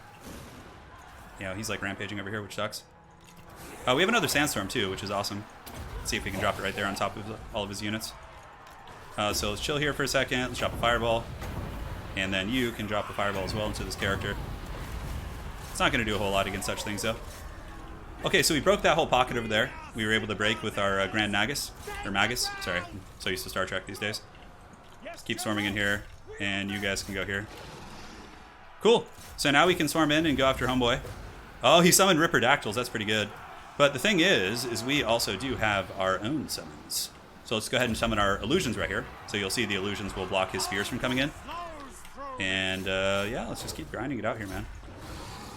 We do have a Genie summon. I think we can go ahead and drop it right now. So we'll drop our other Genie. This one will disappear soonish. And let's pull these infantry back, although they can keep fighting here. Carpet Riders can go, and we can actually fight melee with them. Finish them off. Cool. Alright, so this Genie I think just has Sandstorm. So we'll just try and time it right here. Have it go after you. That was our grand homeboy. Did I just lose my Lord? Am I just like not paying attention? Where is he right now? Did I just lose my Lord? Of course it would. Of course it would happen. Storm in there. I think we're okay though, even if with losing the Lord. Like, as long as we can goon him out here. Where did my Lord go? Did he just randomly die? Yes. Goodness gracious. Okay, well, we still have our caster. He can summon his dude as well. Yeah, that fight went well. That went good. Let's go ahead and T-group here. Yeah, I don't even know where he went. It was weird. I guess I thought that one of these guys was my Lord, which is kind of a shame. Looks like an Engine of the Gods coming down. It's fine. A little bit of damage. How are the carpets doing? Carpets are good. Let's pull them back. So we need to get all of our big monsters and just hunt down his Lord here if we can. Ooh, he summoned some Feral Cold Ones. That's good. Yeah, that's really nice. We have Camel Riders here too. I think we could just hunt them. They have anti-large, which is good. Carpets! Carpets, come over here. You guys keep working on this. We have a Sandstorm, so let's go ahead and drop that. Not too many good targets. I think he's actually out of range. So this Genie, we need to hunt down his Priestess of Life. This Genie. Get more Fireballs too. Okay, Carpets, let's go. Pin him in. There we go. Lock him in place. Do we have any to summon? Yeah, I still have one to summon here. So we'll drop that. And should be here in just a second. There he is. Looks good to me. So Felcon has summon units here too. Hopefully we can outlast them. What does this Genie have? Ooh, he's got Wraithstorm. That's really nice. That's the OP one, huh? The one that summons Wraithstorm? The boat dude died, yeah. I just lost control of it. We'll see if we can outlast here. It's going to be hard. I don't know if I have the muscle to push through his stuff. The Djinns last a long time, but we'd have to get like army losses first. This is a really good battle though, nonetheless. If I wasn't so sloppy with my boat character, I'm pretty sure we would have gotten it. Alright, so let's go ahead here. No, we need to just go and start shooting at you. I don't know if I can catch him even. Let's see. How fast are these characters? Okay, so let's just shoot with our bows. Go, and how long till you return to the lamp? Hopefully a while. Oh, his lord is so low, dude. Just can't quite get him here. Let's see if we can intercept. What kind of damage do they even do? Oh, they only do 270? Okay, so it's not like they're crazy on the stats. Let's drop some summons here. And then let's go ahead and drop a snare on you. That might give us enough time to kill him. It's hard to say. Yeah, so we need to just roll in here. Come in here as well. These guys are broken. We have our carpet sniping. Okay, that guy's done now. We should be able to just chase him off. I don't have too long on my Djinns though, it's just a problem. So my army is suddenly going to just fall apart in a second. Okay, let's go after you if we can. And carpets. Carpets, we need to just fly over his head. Make sure he doesn't come back. My genies are so close to disappearing. Do I have any winds of magic left? Oh, I got some spearmen, that's actually nice. Okay, the Lord should be close to being broken. I've broken his other character here. He still has a fair amount of spearmen. How much HP on that? Oh, he's healing. Oh, that's not good. Freaking Falcon's healing right now? Goodness gracious. Okay, well, I think I might lose still because I can't quite finish this guy. Let's go ahead and attack him in the back, see if we can get him here. You guys can just do this, and then we can drop a Wraith Storm on him here too, just to try and make sure. Oh, our carpets might have won that fight, actually. Okay, 400, 361, 327. Let's pull these carpets back. It's a really close fight, but my genies, like I said, one of them just disappeared, so you'll see the balance is going to start tanking for me. How long in this guy? We have some time. We need to go chase you off, though. You carpets need to get away. And I need to, like, terror out some of these units off. I think they're, like, unbreakable or something, though. Okay, so we got character back. He's broken. Okay. Hold, genie. How long do I have? 20. Not too long. Not too long, that's for sure. His lord is broken.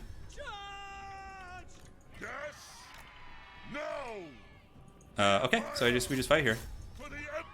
And hope that homeboy lasts a little longer. I think he has 2, like, life cycles, kind of. See, I can't, like... So we'll pull our carpets back up into this guy here. And then we'll get the proper charge in them. Genie's coming in. I have no spells in this guy. He's just a summoner, so... Let's pull you guys' carpets back, too. Okay, so we broke those guys. Unfortunately, now his big lord came back, but he only has, like, 80 HP or something. I don't know why the balance is so bad for us. I guess because my dude here is, like, wavering. I'll have another Wraith Storm here in a second. But I really don't have... Oh, it's because Falcon still has that huge Stegon on over there. Okay, that's what it is. Yeah, so we broke his lord there, which is cool. I still think we lose because my genie's about to disappear. We could drop, like, one last bombardment on these ladies. One last hoorah! Yeah. That was a great game, dude. Holy shit. Yeah. That was really good. That was a close match. If we hadn't been stupid and just... I don't even know how he killed my lord. Like, I didn't even see it happen. How did that even happen? He just did it, man. But yeah, this army's really cool, man. GG, well played. Alright. So, let's show one more. Who do we want to play as? Ugma, Mootland, Grudgebringers. I want to show Chaos Dwarfs with OP shit. So play as you want. That was a great game. All right, Chaos Dwarfs. So Chaos Dwarves are definitely very good. I'll do my best to illustrate the really good units. Dread Legion. But again, it is Falcon, so, you know, you take everything with a grain of salt. Yeah. Some sunbeam killed my lord? Wait, a magic missile from Falcon's caster nukes my lord? I felt like he just died instantly. Is that true? Okay, well, I don't know who Falcon's playing at, but we'll pick here in a second. What does Zatin the Black do? He has, like, no items, no spells. Is he just, like, a combat character? He's got perfect vigor, I guess. That's pretty good. So, Falcon's just looking right now. Regular dwarves, it wouldn't be fair. Chaos Swords would run them over. Yeah, they're not balanced for multiplayer, you know. Their Infernal Guard are just so good for the cost. And then, obviously, you can go even more elite depending on what faction your opponent's playing with the Immortals and the Annihilators and, you know, chaff units and freaking all sorts of crazy shit.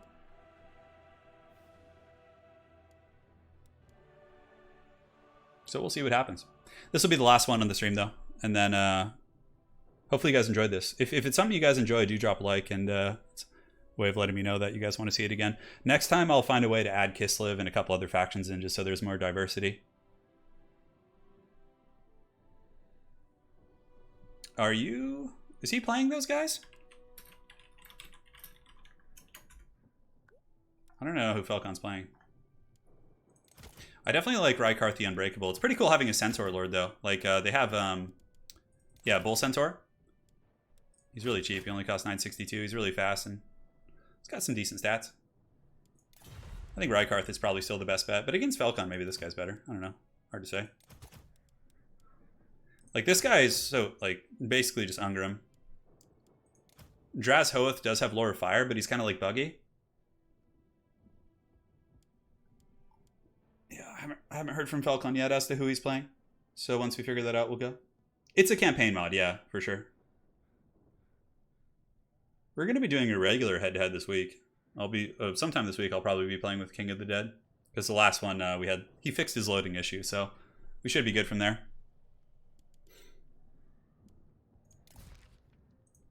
I don't know if he's playing them or not.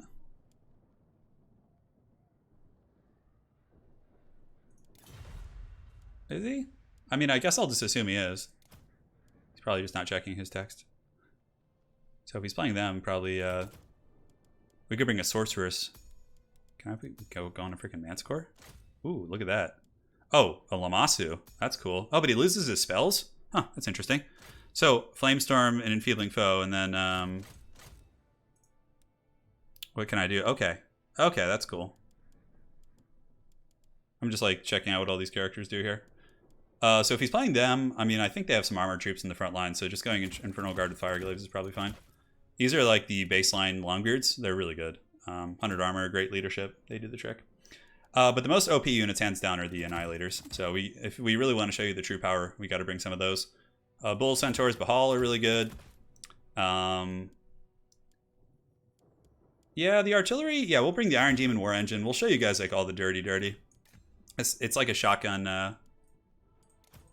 Yeah, a shotgun piece. It's pretty insane. Could you have a flying unit that could, like, troll me out of the skies? Not really. So yeah, we're bringing the most elite artillery for you guys, the Iron Demon War Engine. So yeah, we'll get some Goblin Slaves. I mean, I don't think he has any, like, archers I really need to worry about. We'll cut one Bull Centaur, and then from there we could get some, yeah, like Hobgoblin archers and, like, all sorts of stuff. I'm trying to think what he could probably be scheming. Kadai Destroyers are quite good, but honestly, I don't think we need too much more in the front line. Especially since we have this, like, dreaded Lamasu beast here. Yeah, the Iron Demon War Engine will be the one we'll show you guys right here. And of course, you guys can go explore the mod and check it out after all is said and done here. We'll get some Slave Ogres. There's obviously some really, like, other cool units like the Colossus, but against, like, I don't even know what his faction brings. What does the Colossus do? Okay, so it's like an unbreakable, terror-causing, like, Titan thing. I really want to show you guys the Iron Demon War Engine, though. You guys want some Immortals? Okay, we can bring one Immortal. They're so expensive, though. They're basically like Chosen. They have good AP, too. And they're immune to Psych. Wow. Cool. Let's get some Hobgoblin archers here. Yeah, I think we need some hobgoblin archers up in here. Let's do it. Okay, so that is who Falcon's playing. He was kind of radio silent there, but we got to the bottom of it. That's fine. Yeah, no problem. Whatever. Who cares? The build's fine. Let's not think too much. Yeah, I mean, you have so much stuff. This isn't like the most... It's a pretty good army. Yeah, it's a little like narrow, but I don't even know what Falcon's army has, so I'm just kind of bringing random shit. He's like that mercenary one that has like 1 million RORs to choose from.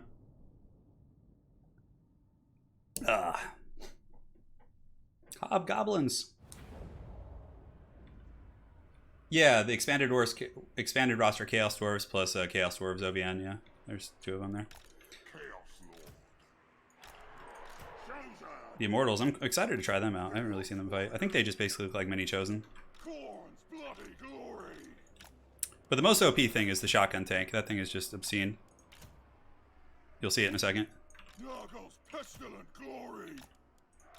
Got some hobgoblins to just take a beating for Hashit here. So here are the Infernal Guard.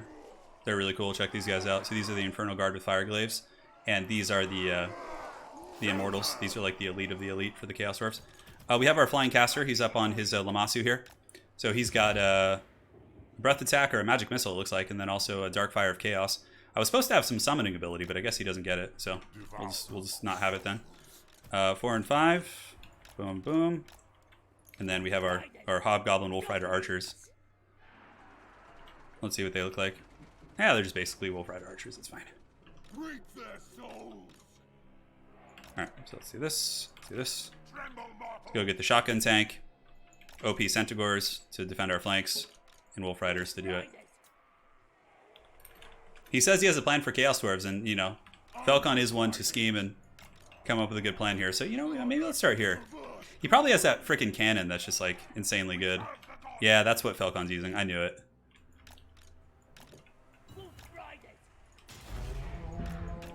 Okay, let's start marching over here.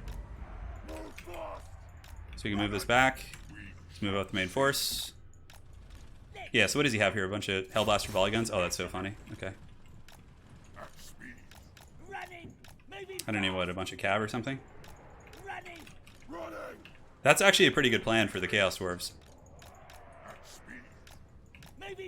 What does he have here? Some mercenary ogres?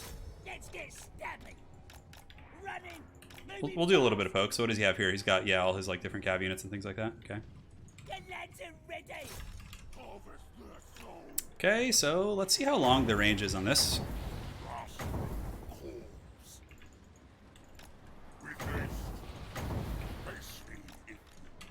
Well, the Chaos Dwarf Legion marches is certainly not going to be easy.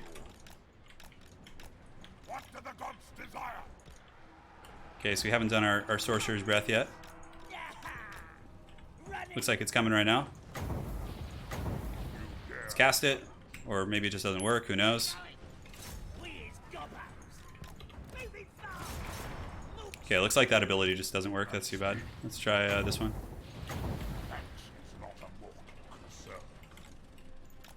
Alright, so here comes the shotgun tank. It looks like that worked. Alright, it's time for battle. They're coming in hot. We are prepared. Alright, pull you guys in here, go in there. Oh, those guys just got freaking destroyed. No surprises.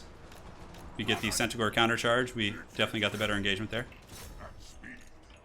So let's go ahead and march you guys forward. March you guys forward as well. Just keep that tank doing its thing.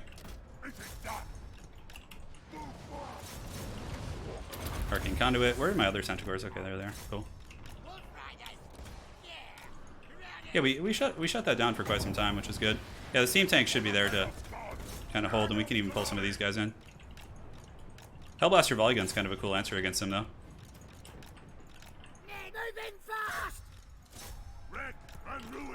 Who would have thought they dreaded, yeah, what is this? I think that's one of his, like, it was Ragnar's Wolves or whatever. You gotta just stay hot on their tails. Yeah, so the Chaos Dwarf infantry will probably, even if we like lose many of these engagements, they'll probably carry it for us. Let's go knock those guys off there. We have Flamestorm, not really worth using back here. We lose our Devastators, but he loses all of his cabs, so it's kind of a trade. And the infantry are moving through pretty good. Alright, excellent. Let's move over here. You don't really have any cool magic to use, which is a shame. So let's go ahead and just keep pursuing. That's his lord right there, actually, so. And then the infantry and the steam tank can start moving up here. Very good. Go forward, go get on that Hellblaster volley gun. And we have the Flamestorm. Don't need to use it right now. So now we can use the... I wonder how the shotgun tank will do against... let's just move in. You guys move up. Cool. Yeah, we got his lord there. That's good. So now we'll go get my caster over there. Or my thing, or whatever it is, whose breath attacks just don't work. And you guys need to go. Great, so he's running with his crews, which is fine. Our Chaos Dwarf infantry are being OP. No surprises. Let's go ahead and keep moving through here. You guys move up. And you guys move over there. Very cool. Let's see if we can try and get the breath attacks to work this time. So all those guys are broken. We can go right up the middle now. We can finally cast a freaking Flamestorm. Yeah, it's a shame. Oh, he has that really OP Ice Mage, that's right. Yeah, Flamestorm right there. Cool. Can we? Okay, let's see if this works. Cannot use if enemy is engaged in melee. Okay, that's weird. Why can my character not move? Oh, he must have used that like weird frost snare thing. Yeah, okay. So we actually have some of the Devastators left, which is really fun. I'm being snared. That Hellblaster volley gun has to pay. Okay, so we need to go just goon his caster out now. Go for this Hellblaster. Should be able to shut it down with our Manscore dude here. Let's bring some reinforcements. Help out where we can. You know, the Hellblasters were actually a really good idea against like my steam tank and all that shit. It kind of forced me to play a really, really weird fight. Okay, those guys are broken, so now we can come over here and just probably end this. What is this, Empire Captain? Yeah. Grudgebringers have some pretty cool units. Like this caster guy, Vladimir, is insane, like his buffs. Okay, engaged in melee. Cannot use him engaged in melee. Huh. Cool. Got some ogres too. The Immortals, they're back. They're still fighting the good fight. We just got to make sure he doesn't bring back the... what do you have here? Make sure he doesn't bring back the really scary Hellblasters again. Oh no, Valmir is going nuts. Let's Flamestorm him here. Those are the ogres. Looks like he's broken, which is good.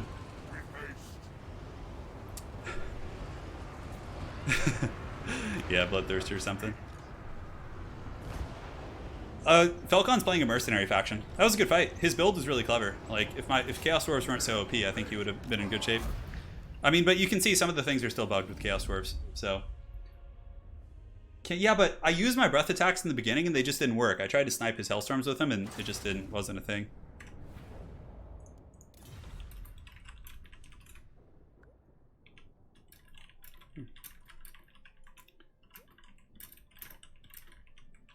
All right, GG to Falcon. Obviously, we had some really good games with Araby and Amazons, and it was quite a bit of fun.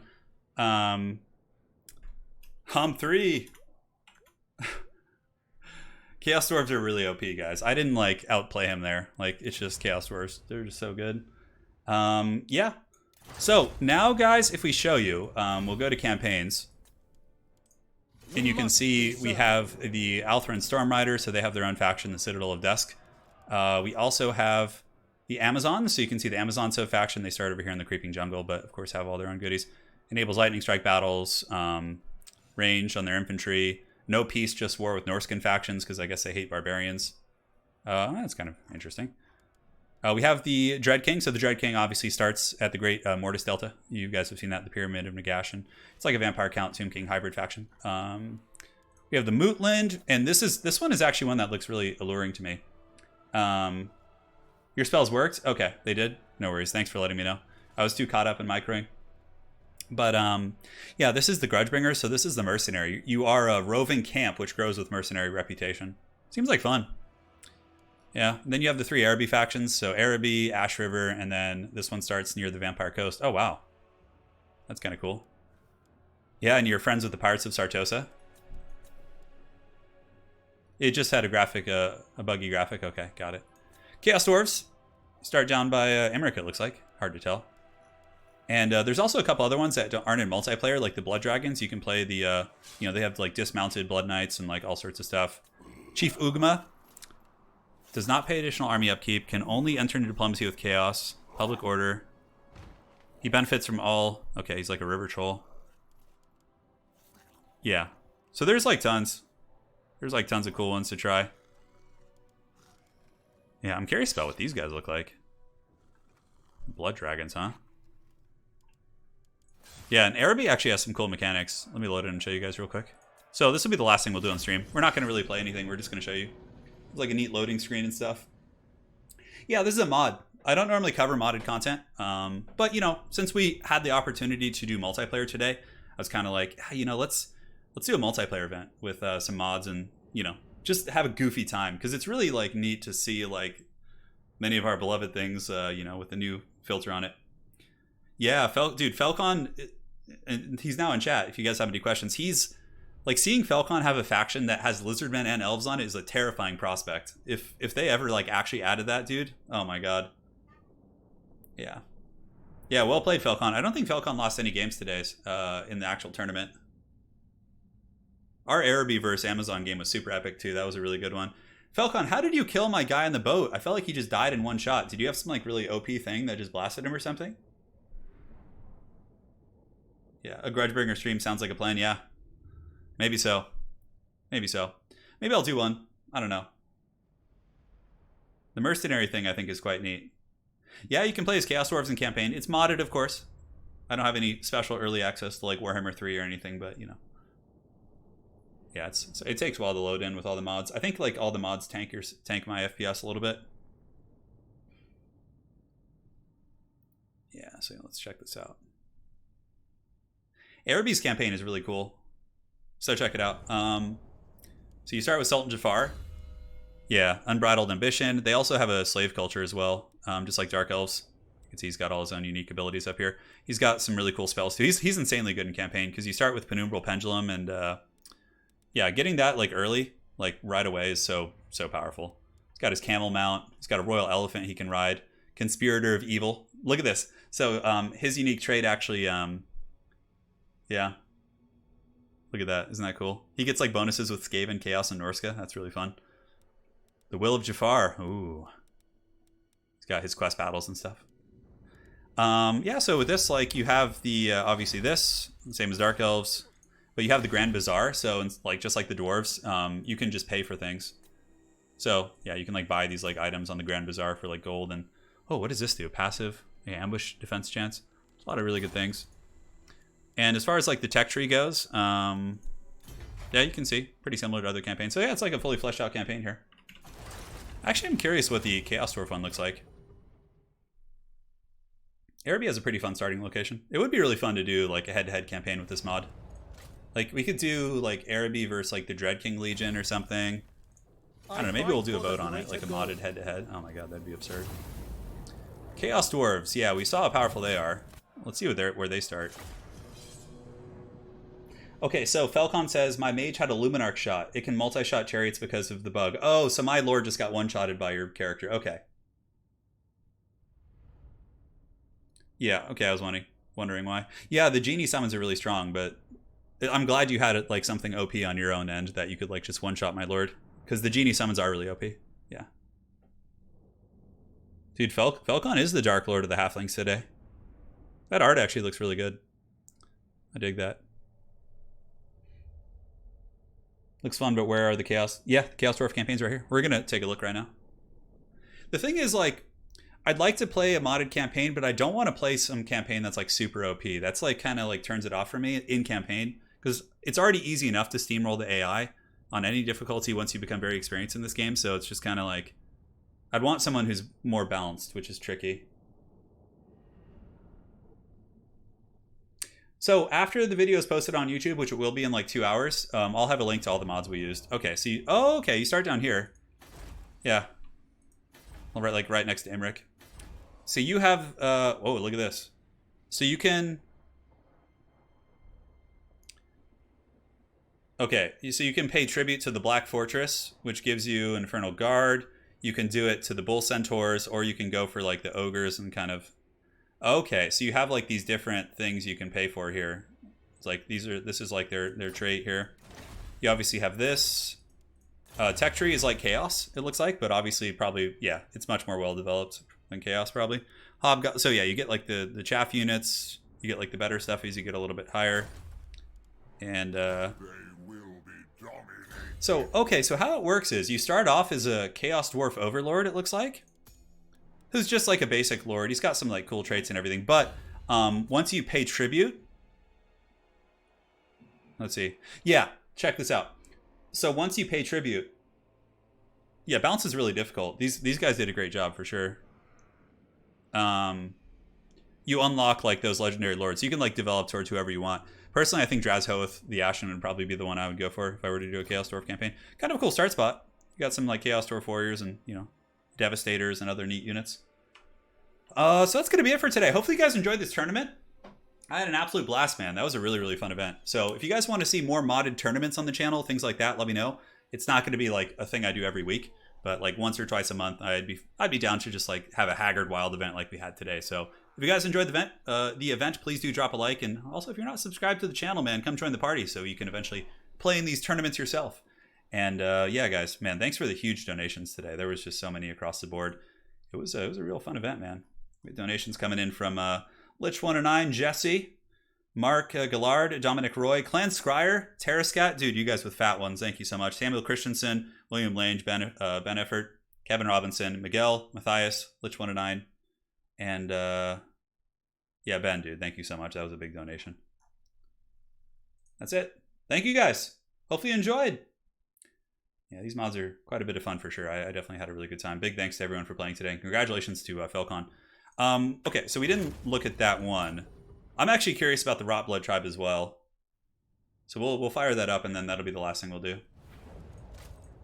I don't know if they even have a starting spot. Let's see. I am Turin, heir of an area. Okay, so you have, yeah, this is there. It doesn't look like it might not be like fully finished with like tooltips. That's the Famir tribe. This is the Rot Blood tribe. Okay.